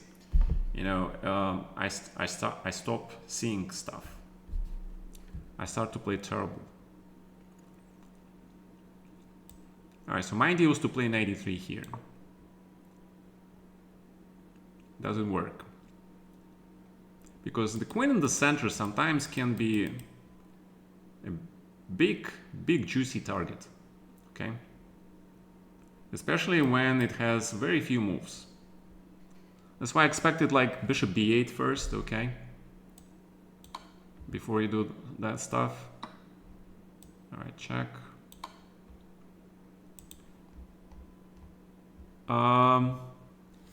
So my trade-off was this, that I study less theory, but I believe in my practical application and ability. And usually, it served me okay. Usually. But that was always my Achilles point, because if you don't study theory, there is always a risk you can get caught in some opening line or something. All right, this looks pretty good for black now. See, the knight was from g8 doing nothing, and now he's back on g4. Doing everything. Potentially we can grab this bishop, we can play c4 now. This knight on g1 is very passive. You can also go for maybe some aggression, but I believe that some sort of maybe knight d4 f5 is possible. But on the other hand, I don't want to open this bishop too much. Yeah, but c4 looks good, yeah. Because if you play c4, you get this bishop, then you get this nice square for the knight. You can also play knight d4 immediately. The threat is knight e3, yeah.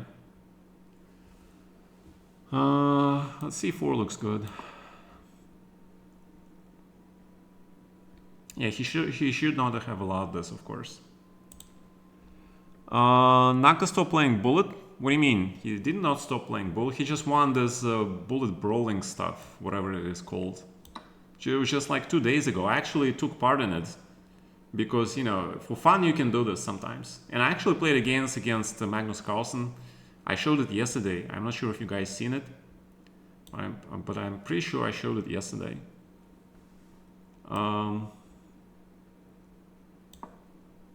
So I also played this Bullet. And he keeps winning this Bullet things. Yeah. One thing about Naka is that he is very practical. I like the way he is, you know, this very conscious of this financial aspect of life. Yeah, he is investing. He is always looking for new ways to, you know, to grow and not to put himself in a position where he will be old and have no resources. That's actually a very smart way. Very few chess players like that. That's actually very smart. Yeah, I have huge respect for Naka because of that. He's, you know, his financial sense among the chess players, I think, is one of the best. Yeah. Magnus is obviously a huge businessman, but the rest of the guys, I'm not so sure. You know, the chess world to me, in a lot of ways, looks like it's an artist world. Yeah. It's a lot of carefree, a lot of camaraderie, a lot of companionship, a lot of, you know, contesting, a lot of bickering, and it's like, you know, this lot of drama is always a lot of drama. Yeah. Yes, and that's what he does. He actually plays very freely now. That's why he did well in the candidates, by the way. Why do you think he did well in the candidates? Because he had no that pressure that the candidates have. They have the pressure to win. He didn't.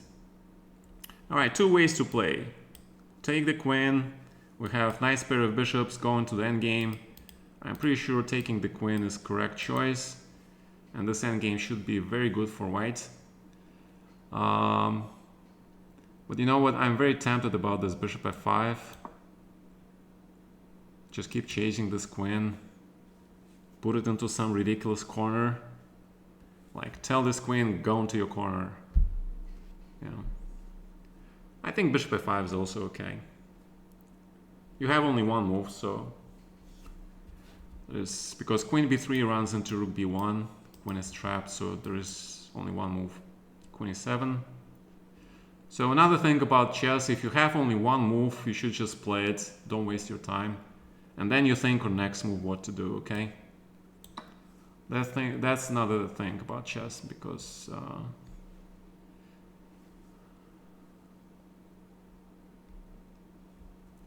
sometimes people, you know, if you notice the grandmasters, sometimes they do this. Like after the first time control, you know, they were racing to make the time control, and then there is only one move left, and then they just made the time control and then just go take a break. Yeah, they go to the bathroom, go watch other games, etc., etc. Yeah, that is a different thing. That is a different thing. Okay, let's grab this pawn. Because you sort of bring your mind into the working order, okay? You stabilize your emotional part, and so you can continue to play the game, for sure. A lot of techniques exist. Would be way more fun if Naka has qualified. Yes, I actually agree.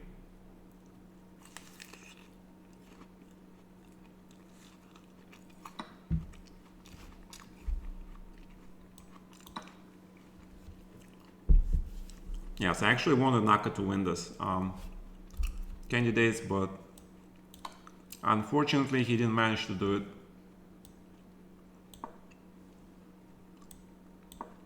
Which was very unfortunate. Because, you know, Naka always was extremely talented, very strong, huge World Chess Championship title material. But, you know, there's something always happening. You know, he's like has this. I don't know what's called. It's not a sign. It's like a curse. Yeah, sometimes, sort of a thing. Rook c1. Okay. So what are we gonna do about this position? Yeah, it looks like he is coming out. Yeah, he is playing bishop g1, etc., etc. So we have to grab this guy.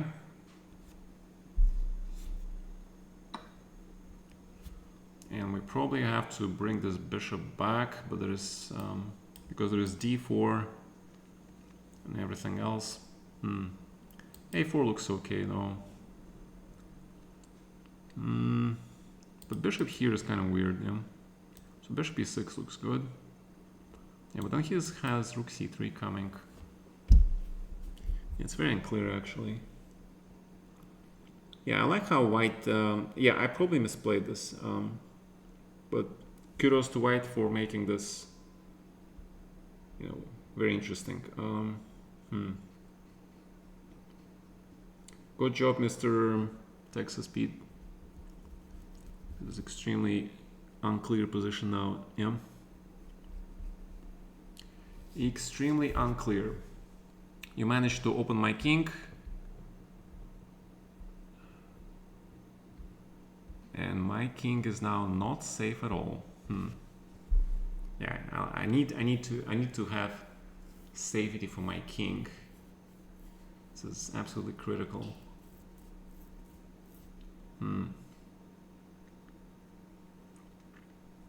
This is absolutely critical condition for me. Have a safe king. All right. What am I gonna do? There are two ways to play this. You can put the bishop on e6, which is an obvious way to play this, but I'm gonna play bishop a4.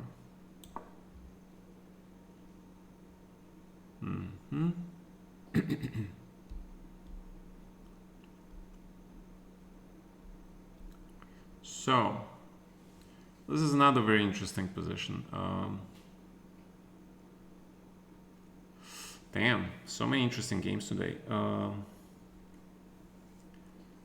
Like, I have a feeling this should be like completely winning. I don't see it. Which means maybe it is not completely winning, yeah? It could mean that as well. Bishop g6, h6. My queen on h3 kind of is in a way. Bishop g5 is one of the ways to play it, and then try to take on f6, but you know, he just completely ruins my pawn structure.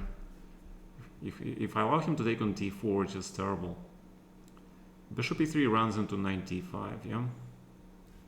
So it looks like black is okay actually here. Despite my best efforts.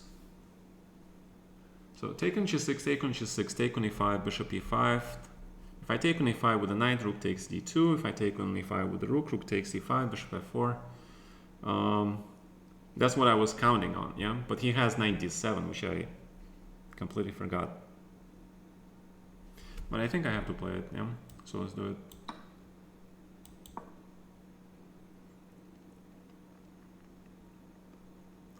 Alright, so king b8. Let's remove the king from this danger zone of queen d6.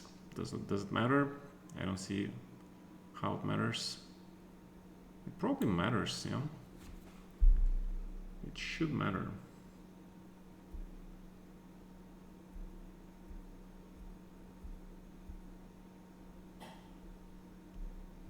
Okay, king b8.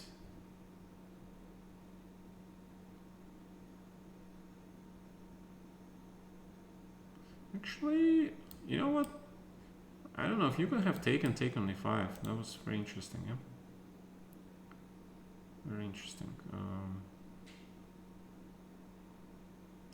Curious position, to be honest.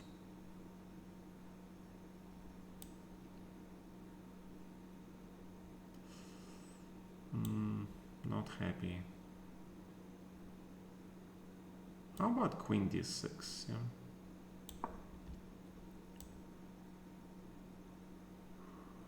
Take. Push the pawn. My opinion about Prague and Erigasi, Gukish and Sarin. We won the Magnus Snaka VC. That would be actually very interesting. Prague and Erigasi. Prague has already been around for a while. He will be around and will be very strong and will be a huge threat to anybody, but I don't see him, like his play style is, he needs radical change, make it more aggressive, make it more like Garry Kasparov, like, yeah. See, what made Naka and Magnus so great is that they both had access to Kasparov's knowledge and training with him. And I don't know about you, but to me, that's huge, okay? Huge advantage. Huge advantage compared to the other, you know, things. All right, king b8. Let's move this king. So these Indian kids, they had access to Kramnik, but Kramnik is a little bit different. He doesn't have the dynamic. I mean, he might have it, but I just don't see him as a very dynamic player. Chess, you know, you can play like Karpov, but you know, you need to learn how to play like Garry Kasparov to win stuff, okay? Or you have to be a super technical, super genius like Magnus. But Magnus is precisely that because he knows, he learned this dynamics from Garry, okay? He learned dynamics from Garry, and he knows, and he sometimes plays like that.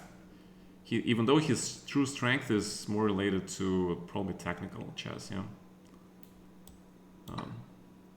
But still, that's the kind of knowledge, you know, to learn from the absolute great players, to learn about the dynamic, yeah. Because Kasparov didn't, he was playing dynamic chess when he was a candidate up to his match with Karpov. You know, he thought his dynamic was good, but Karpov just showed him that, you know, he has to develop this dynamic level of chess to a whole new degree. And only then he was able to beat Karpov, because he combined this calculation, dynamic chess with positional strategic understanding, and it became a completely different level of chess, which was unreal. Unreal. All right, let's trade this active rook. This rook has to go. I don't like this rook. And, you know, so the best example is Erigasi. Yeah, the guy is very dynamic, but he's just like Garry when he was younger before his match against Karpov. So, you know, in order to become the great, you have to play the great, and you have to learn, and you have to learn how to beat them. So that's what is needed to be a champion.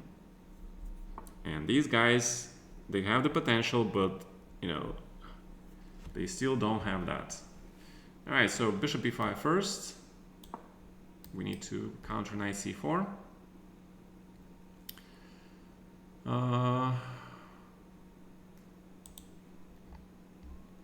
And already these Indian guys, they're all, you know, established. They're all established GMs. They already played a lot of games, played a lot of events. You know, people know about them. They have high potential, but they haven't reached the Firouzja level yet. Yeah, it's amazing because Firouzja reached that level, then he retired from chess, and now he's just playing chess for some fun, I guess. And it's amazing because he reached such a level when he was just, again, he was just like me, yeah? After my match with Karpov, I quit chess, so that reminds me of him a little bit. Yeah, obviously, if I continue to play chess, I would be world champion, but, you know, based on my life, I thought that, you know, I just needed to stop and get away from it, and etc., etc. and personal reasons, of course. So I'd rather be the person I'm now than the world champion who would be suffering and probably commit suicide because of the way, you know, his life is. So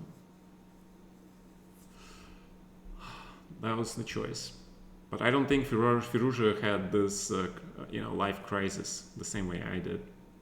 So his decision is a little bit different. So these guys are not at the Firouzja's level yet.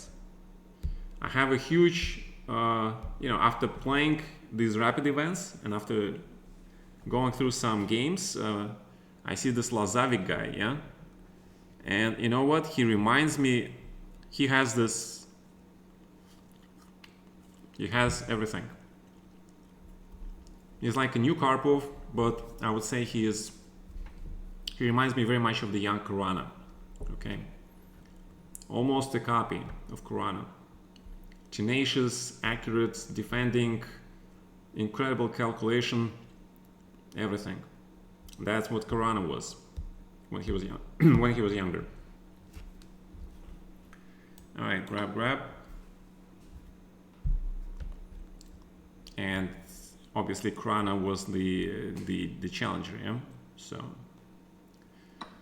but okay, it's important to know that, you know, people don't just become challengers just because, you know, it takes a lot of work, it takes a lot of teamwork also. And you need the good team to get there. Kasparov wouldn't be Kasparov if he didn't have this coach with him. You know, this very famous coach. All right, I think White is doing actually better and better, yeah. So my question is, where did I mess up? Or maybe it's an illusion. Maybe after 94, I'm still a little bit better.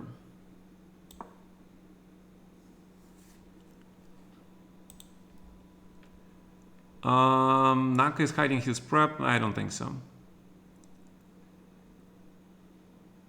What's my take on Hans Niemann? If he doesn't break now, if he keeps playing and he keeps proving that he is a legit player, and he keeps playing good chess, it's gonna be a lot of suffering, but he can make it. And eventually people will stop calling him a cheater, but it will be a long time. It's gonna be at least like another 5-10 years. And he has to prove that he is top 20 world material to do that, which is not easy because he's not gonna get invited to the tournaments because of his rep. And if you don't get invited to the tournaments, it's impossible to raise your elo in the open tournaments alone because of a huge number of underrated players who are happy to take half a point from you and make you lose 5, 6, 7 points in the game. Okay, and especially now these days it's very easy. Just memorize all the correct top lines and make a draw, pretty much. Okay, what about anything else? Yeah, Kasparov is the ideal player. Is maybe the GOAT. Sure.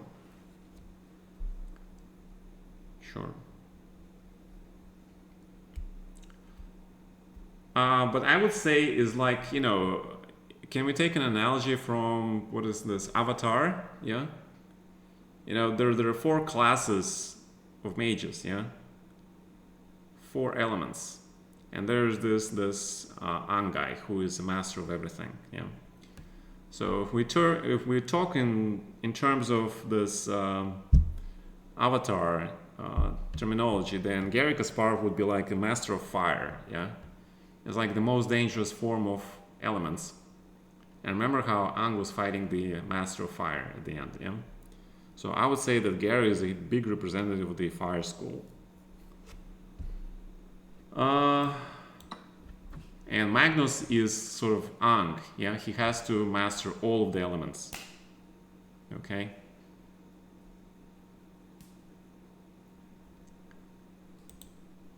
All right. So I hope that was clarification was clear.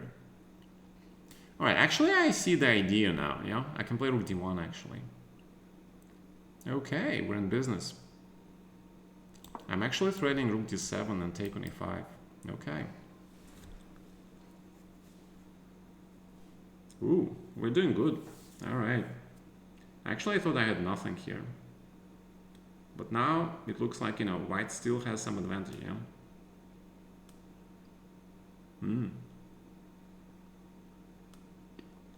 Maybe even a win, yeah?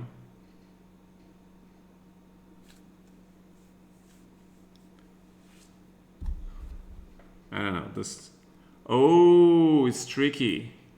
Oh shit. No, okay, but bishop e5, rook d8 is a threat. Because rook d7 is not a threat, yeah? Because rook e1 check and queen d7. Yeah, that's kind of funny.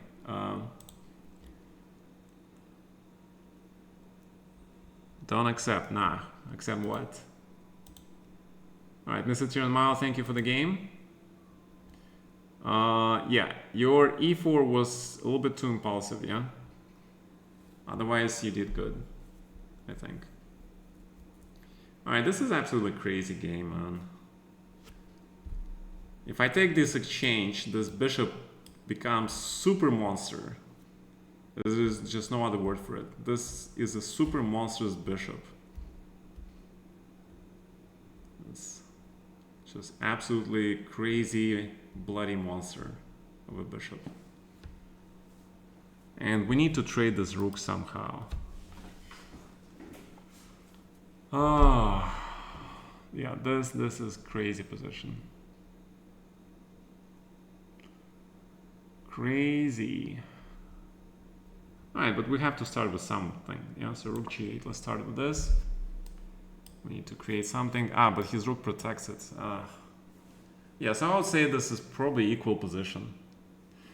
Okay, Mr. Texas Speed, I'm gonna offer you a draw because I think it's dynamically equal position. See, I told you, it's equal, okay? Amazing. Wow.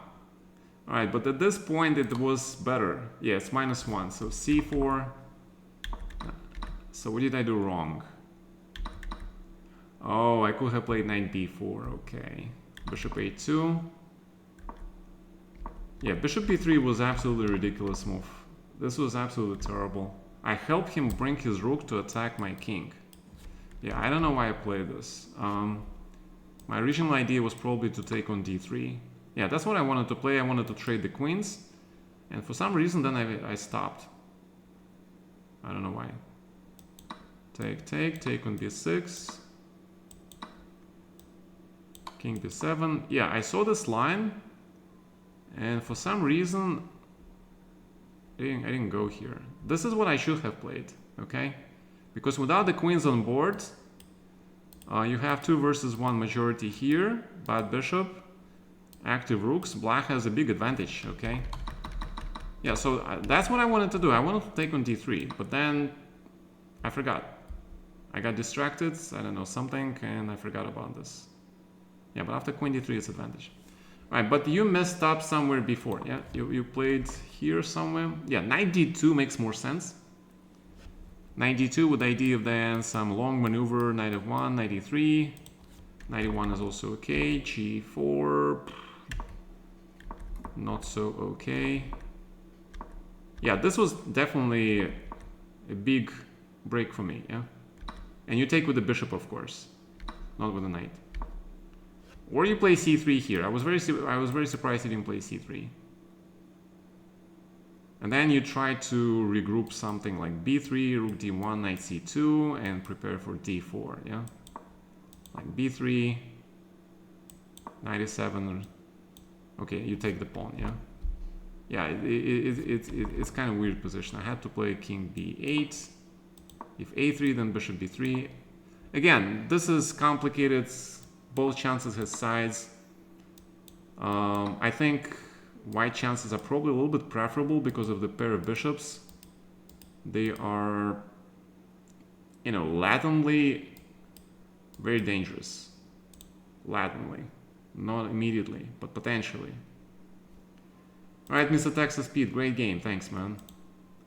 Very, very, very fun. All right, then after f6, we're now going to all the trades, and white should be close to winning, yeah? So take, take, take. You don't have many moves.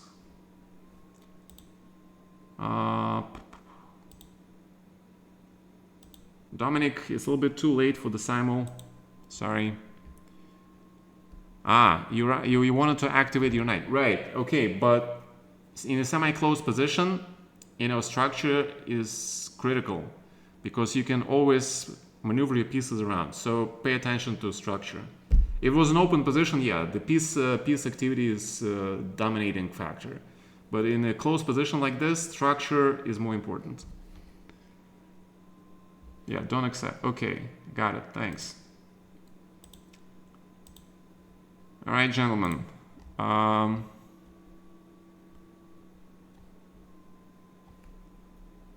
How did I play these giants? It was a huge experience, you know. Despite losing so many games to these guys, you know, I had a huge respect for them. I had a huge fear of Kasparov because, you know, he just kept crushing me with his opening prep. And once, you know, I survived his opening prep, then I felt, you know, I am confident enough to make a draw, and that's what usually happened. But, you know, the problem was surviving his prep. That was a huge problem with Kasparov. With Karpov, it was different. With Karpov, it was like, it doesn't matter if you survive the prep, because he didn't prep much. The problem with Karpov was like, if you can survive his maneuvering, you know, when you play these two guys, they have separate sources of strength, and you have to figure it out. How to, you know, to counter that. And again, with Kasparov, you know, especially for me, as I told you many times, I hated studying theory. So that's why Kasparov for me was far more unpleasant and more dangerous.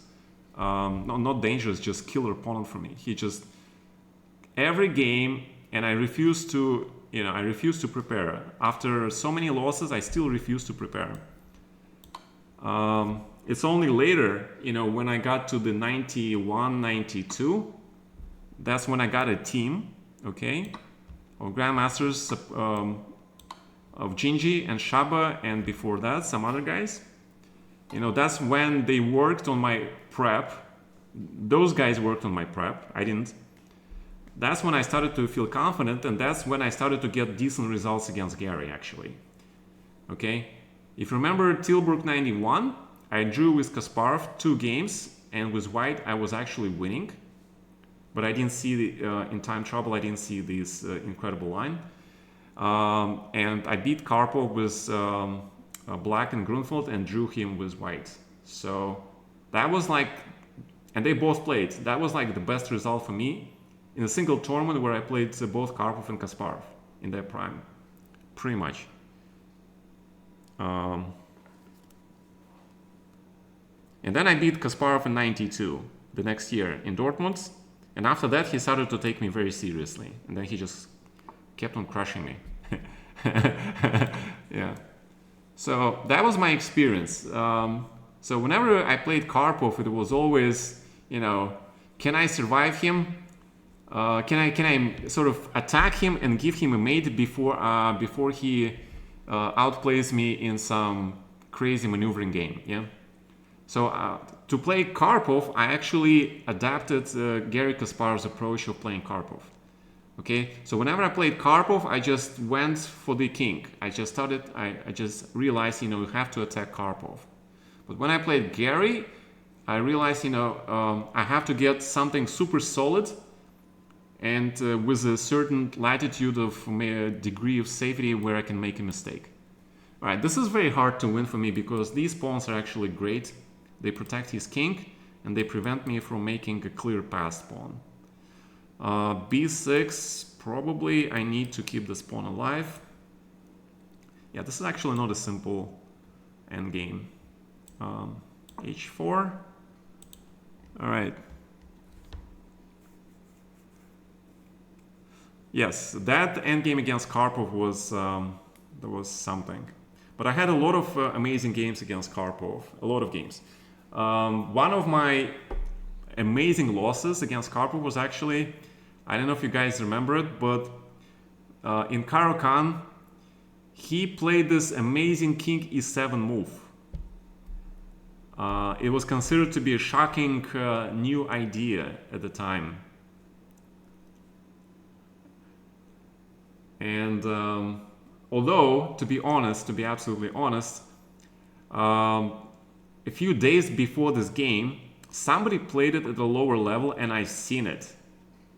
So when he played it, I was not exactly like 100% surprised, but I was surprised that he would test it in this top level event, okay?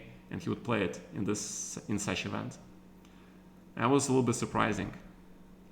And then it was absolutely crazy because I cast alongside and I went to attack him.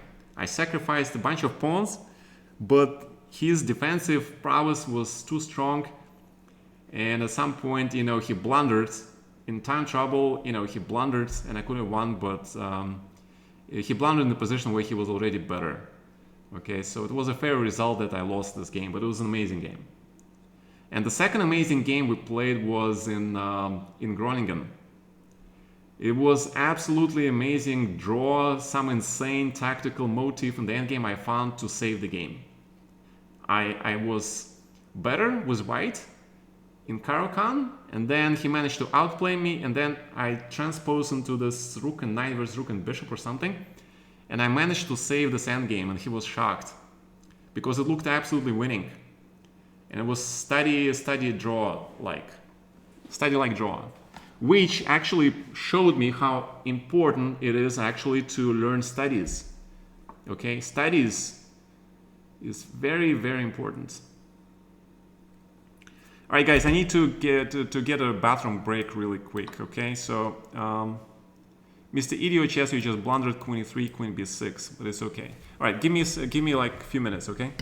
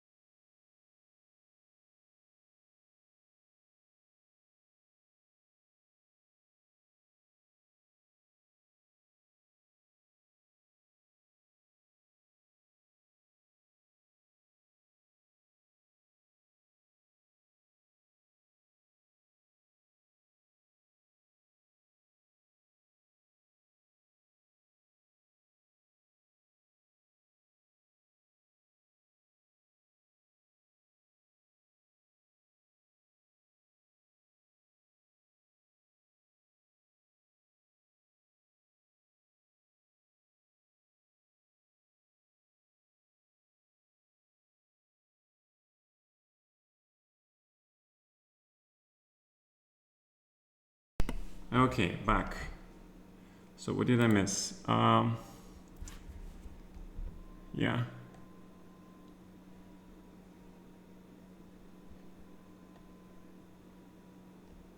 All right. Yep. 2 extra pawns is too much. Yeah.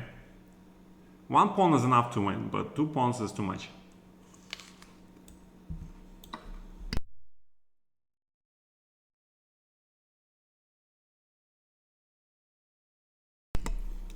Because, you know, the queen goes to c5, then pawn pushes to b6. You have no checks to my king. This is pretty well known, yeah.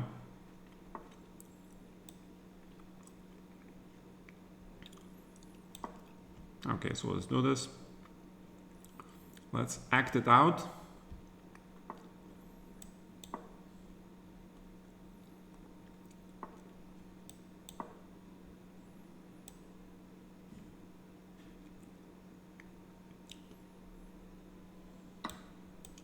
This reminds me of the guys. Remember the spiel that Khan made in Star Trek Into Darkness? Remember when he just killed Admiral's daughter, Admiral, and he transported, and he spoke with Spock, and he said, "Okay, let's play it out, right? In order to demonstrate my resolve, I have to do this, and then you do this, and I do this, and I do that." And that sounded a lot like chess. It was pretty crazy. Yeah, I actually love that actor. He is like bloody amazing. The Cumberbatch, yeah, guy, Doctor Strange. Doctor Strange. All right. So how do we win this? Let's protect this pawn.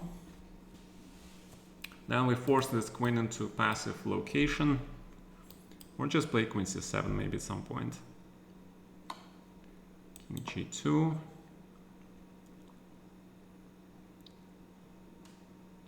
Yeah, I mean the simplest way would be just to open this king and then help with the checks. But it should be a, yeah. You're learning Caro-Kann? Dude, I haven't looked at advanced variation Caro-Kann in years, man. Yes, I think the c5, queen b6, knight c6 is best. There is a reason why these endgames are difficult. But I would recommend you to look at these endgames and games by Anna Zatonsky's husband. He plays this all the time. Danik Friedman. Yeah, he plays this line all the time and he is okay. He keeps getting great positions there. I remember I looked at those endgames. They're very, very hard, of course. But very hard, but, you know, no pain, no gain.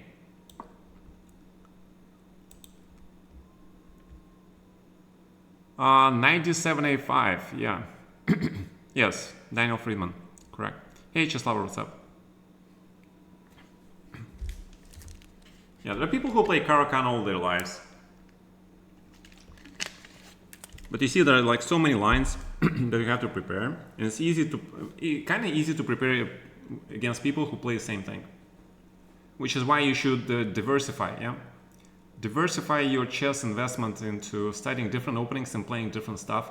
So, you know, when you play, it will not be easy to prepare. It's a sound advice from every point of view. All right, actually, this queen f3 is a little bit naughty. Should be okay. So the question, b7 or not? b7, because then queen is perfectly placed. He plays king f7. If queen f4, then it's very hard for my... he cannot play king f7. Then b7 should be just winning, yeah. Because then it's just one check somewhere and then it's queen. Alright, then b7 should be just win.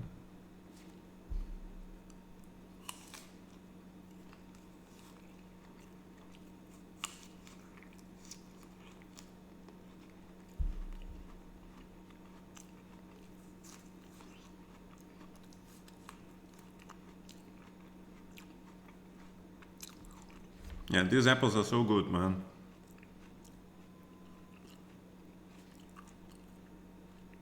You know, there's apples that are crunchy and they like seem artificial, and then there's like meaty apples, yeah. And I like meaty apples.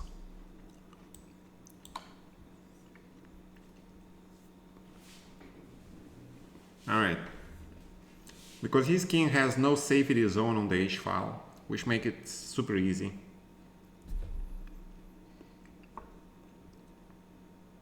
So basically you just play queen e7.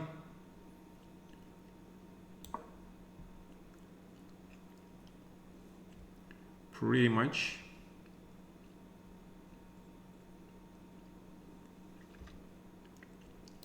Try this queen d8 or queen c7.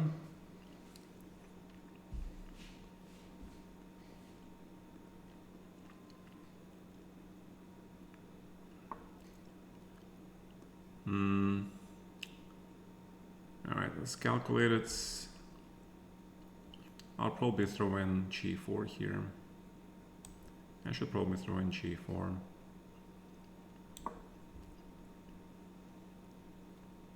Just to make sure there's additional threat of queen h4, queen h5, queen trade.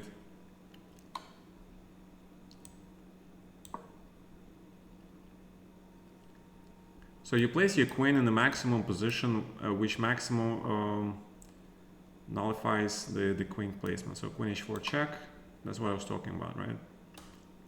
King g8, queen d8, king g6, queen h5, you trade the queen. That was the point of g4. And also g4 takes away this checking square, which was pretty important.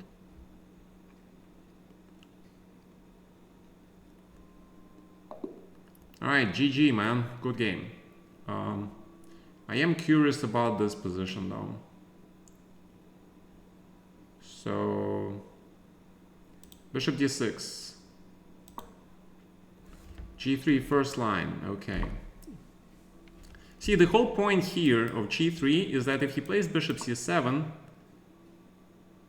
yeah, I can play f4 for sure and stop this e5. But I was thinking, like, can I play queen g2 maybe? But it's not much, yeah? Because if he plays like this,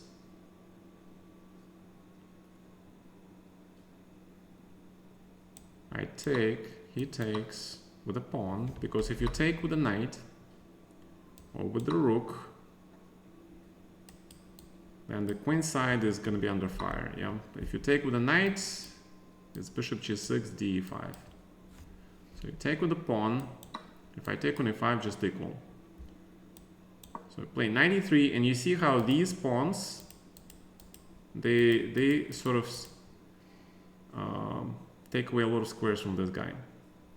Which is why the computer is pretty smart and he plays knight f8. And he relocates the knight. Now this bishop is pretty dead. This knight has access to this square, and this bishop can potentially hit my pawns, and it's only a small minimal advantage for white. Actually makes sense. Yeah, which is why the computer plays f4, and it makes a lot more sense because you stop e5, and then there's b6.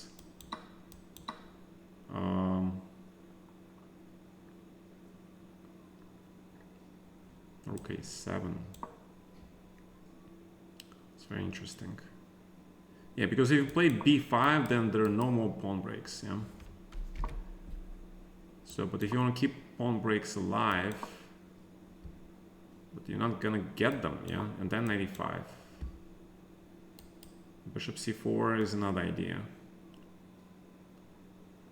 Yeah, but okay, it's 0.56, it's a fight, okay? It is a fight. It's nothing, it's not that obvious.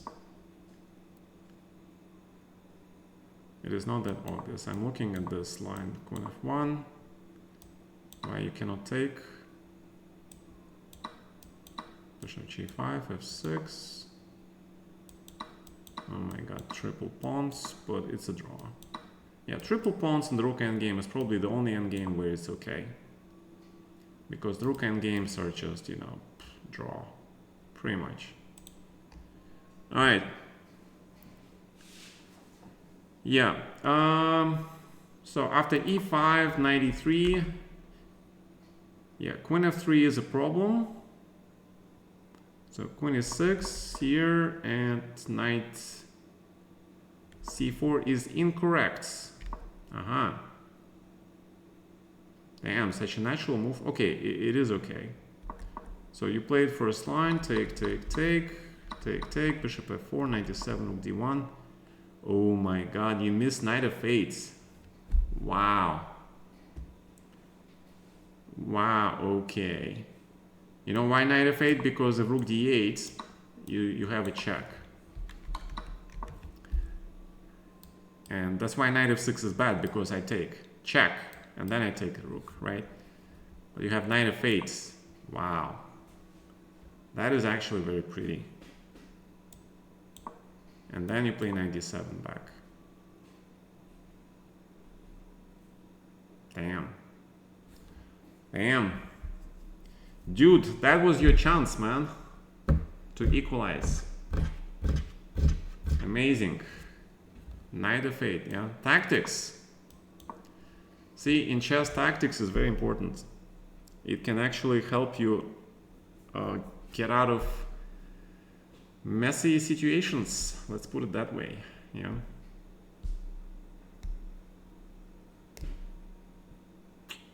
Knight f8, my god. Alright, so guys, now you know about this, okay?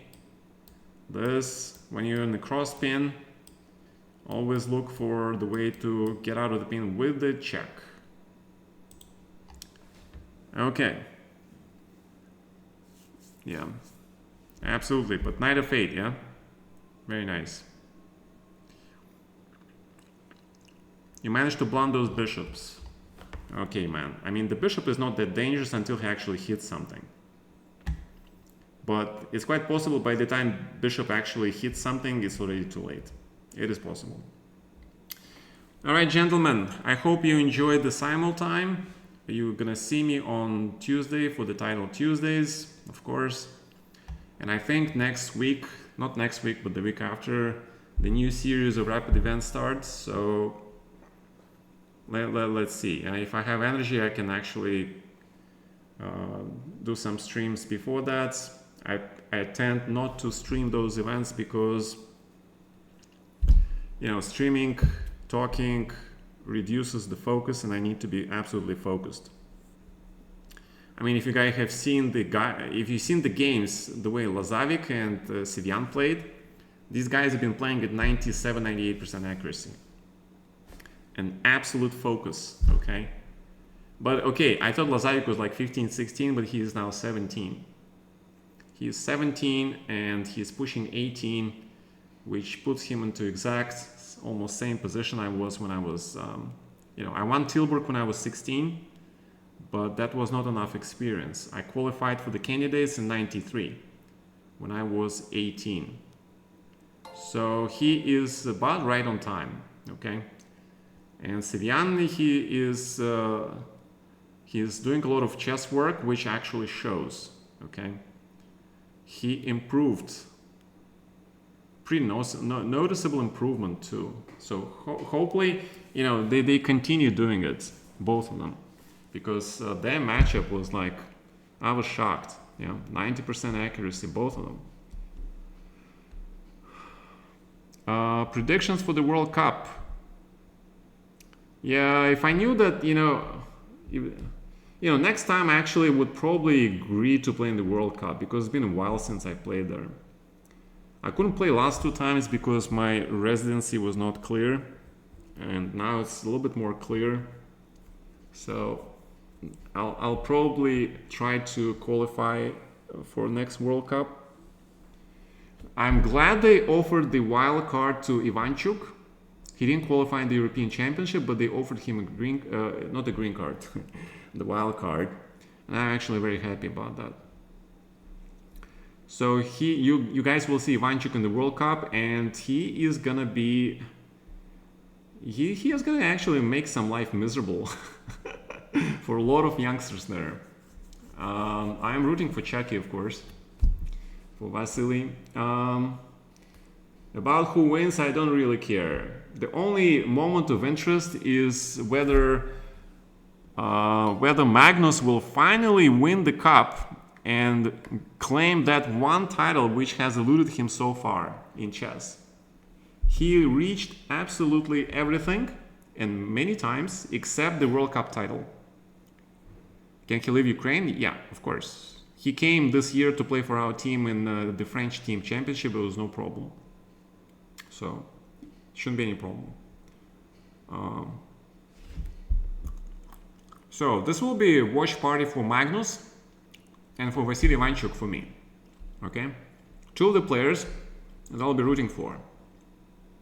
Because I want Magnus to win this bloody event finally and, you know, just get on with his life, yeah? Sort of. Because I don't feel like he can rest until he wins this event.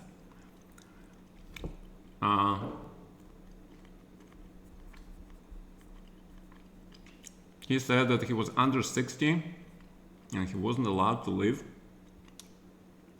Really? Oh my god. Are you telling me they will send guys like Ivanchuk to the front line to fight the war? There's no way, man.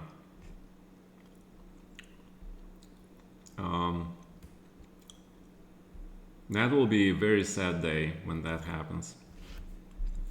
Because the sport people, their fight and is in their profession.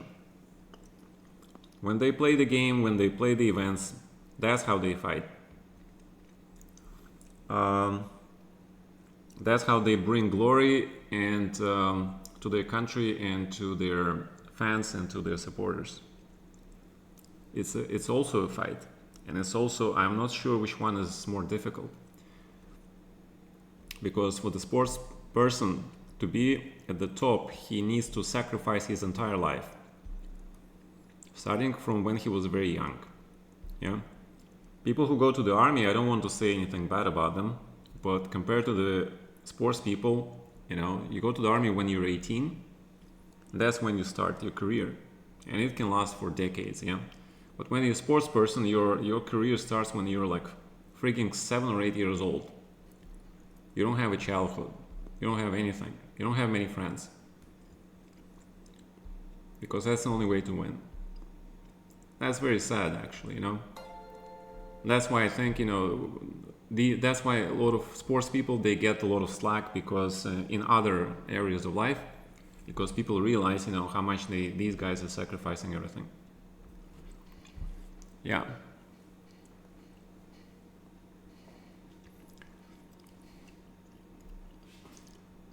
All right. So, yeah. Let's not go into this. Okay. So let's keep with chess. Again, let's wish Vasily all the best in the World Cup, and I wish Magnus all the best. Yeah. And of course, Aronian's situation, I'm not sure what's happening. I remember he wrote on Twitter, because as an Armenian, he cannot go to the take part in the tournaments that happen in Azerbaijan, yeah, and vice versa. So I don't know if that situation has been resolved. Anybody knows?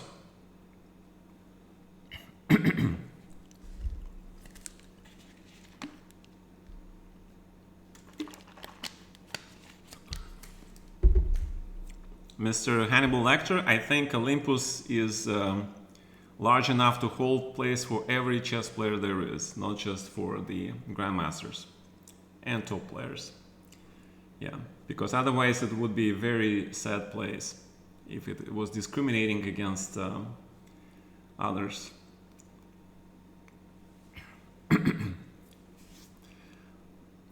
Yeah, what do you mean he can go? He cannot go, okay? It's not his decision. Again, he is playing and he is representing his country.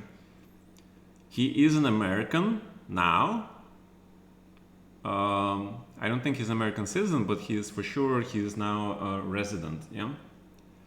And he represents the US Chess Federation, but that does not change the fact that he is an Armenian. Because, you know, being an Armenian is like, you know, is like way of life, okay? it doesn't matter where you go, you still are an Armenian, and you still sort of, you know, you're in connection with your people, and everything you do is related. Yeah, so he can't really, you know, ignore that. Yeah. I think it's same for Israel and for some other countries. Not every country does that, but you know, there's a sense of this national identity which is absolutely amazing in some people. Yeah. Yes, Mr. Moves, exactly. So very interesting situation. Very interesting. You know, guys, like, remember those famous Chinese proverb which states that, you know, before the Western left, the Chinese wish him to have an interesting life. So we're experiencing now a very interesting period of times. A lot of volatility, a lot of uncertainty, a lot of tragedy. But hopefully the humankind will rise and become better, you know, after all this ends. It's just unclear when will this end, yeah. But I do sincerely hope that as a human race as a whole, we will rise and become better.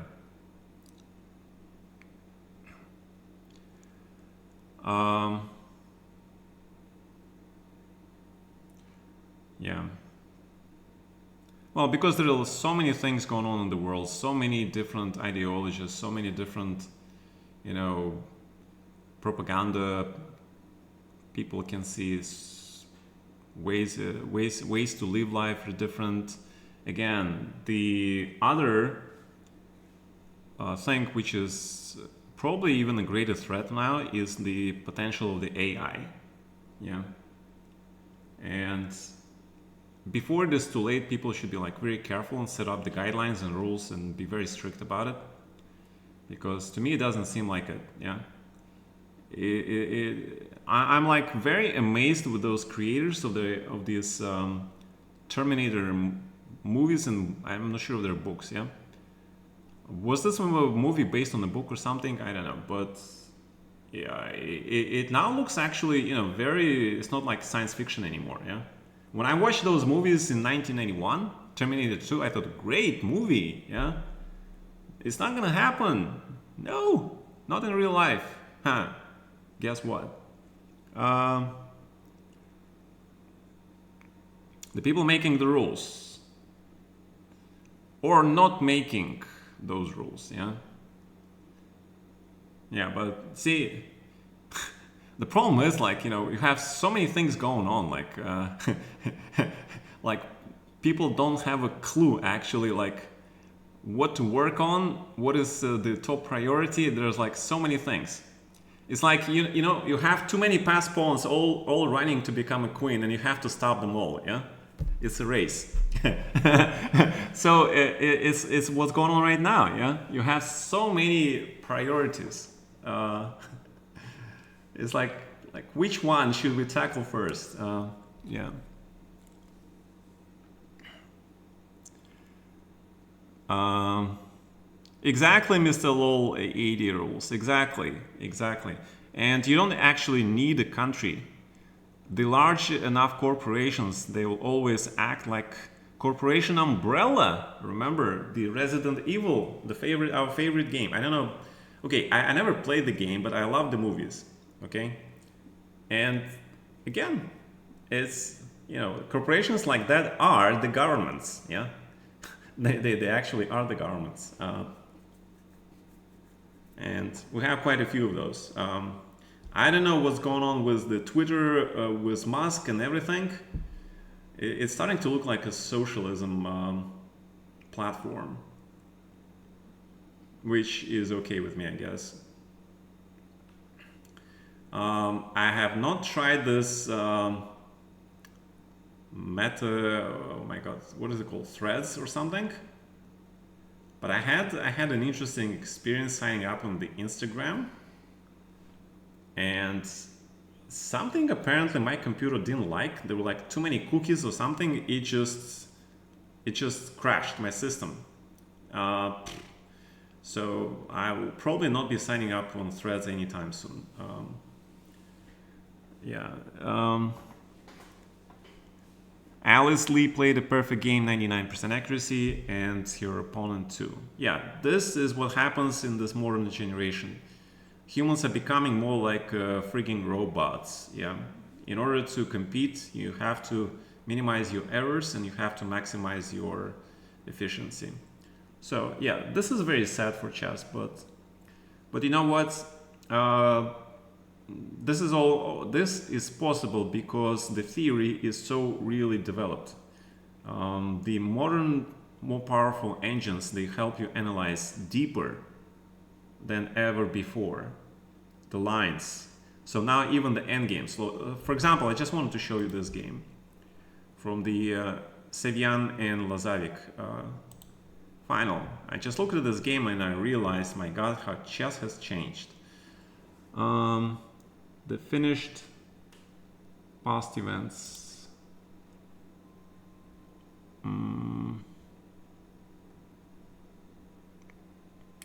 Just to demonstrate my point. Wait, we played July 10, yeah? So where is this? It just finished. Okay, right. All right, so just to demonstrate my point, I'm not talking about the Division 1. I think Abdusattorov played absolutely wonderful opening novelties there. He got sometimes lucky, sometimes not. But Lazavik versus Sevian, let's take this. For example, let's take this game. All right, so this is Catalan. This is old line, but okay, take knight d2. First time I heard about this line was when I played it against Schulman, and my friend Andrei Volokitin from Ukraine, he actually recommended me this line. And then I played against Yuri Schulman this line, and it was looked like a drawn endgame, but I managed to beat him. So that was what, 2011? That was the state of the theory. So basically, like here, the theory ended in 2011. All right, you have to analyze stuff, yeah? And the computers were still not that good. These days, this entire line, this is endgame, okay? And this is pretty much where the analysis ends now, okay? This is the modern state of chess theory. I would say that Lazavik looked at this line even here, because it says 0.4, okay? A small advantage for white. So I would say that this is where his analysis ends. Somewhere around here, which is move 30, with 2 pieces left on board in the endgame.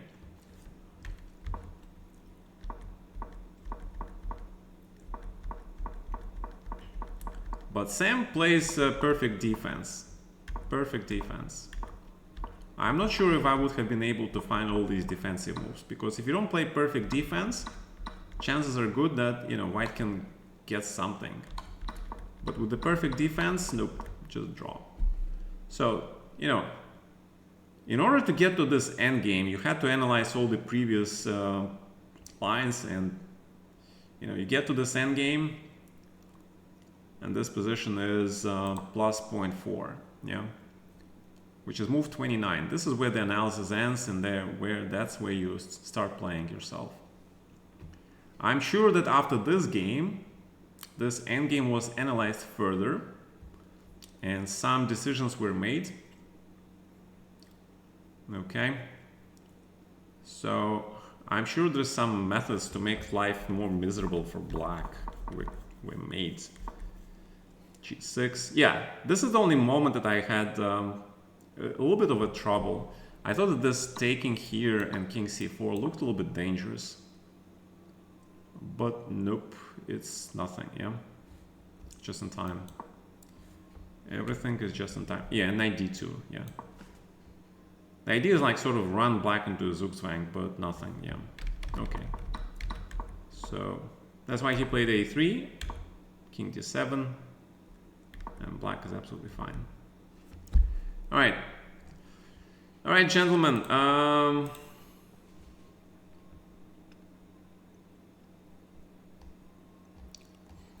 right, so hopefully you guys enjoyed the Simul. some conversation, and I'll see you guys on Tuesday for the title Tuesday, okay? Wish everybody a good afternoon, morning, evening, and yes, hello, welcome to the channel. Today the stream is finished, but should be here on Tuesday at about 5 o'clock European time for the title Tuesday event. So come on Tuesday and watch some games. And there will be a lot of streamers also that day, so you can probably watch a lot of other really well-known guys, and it will be fun, okay?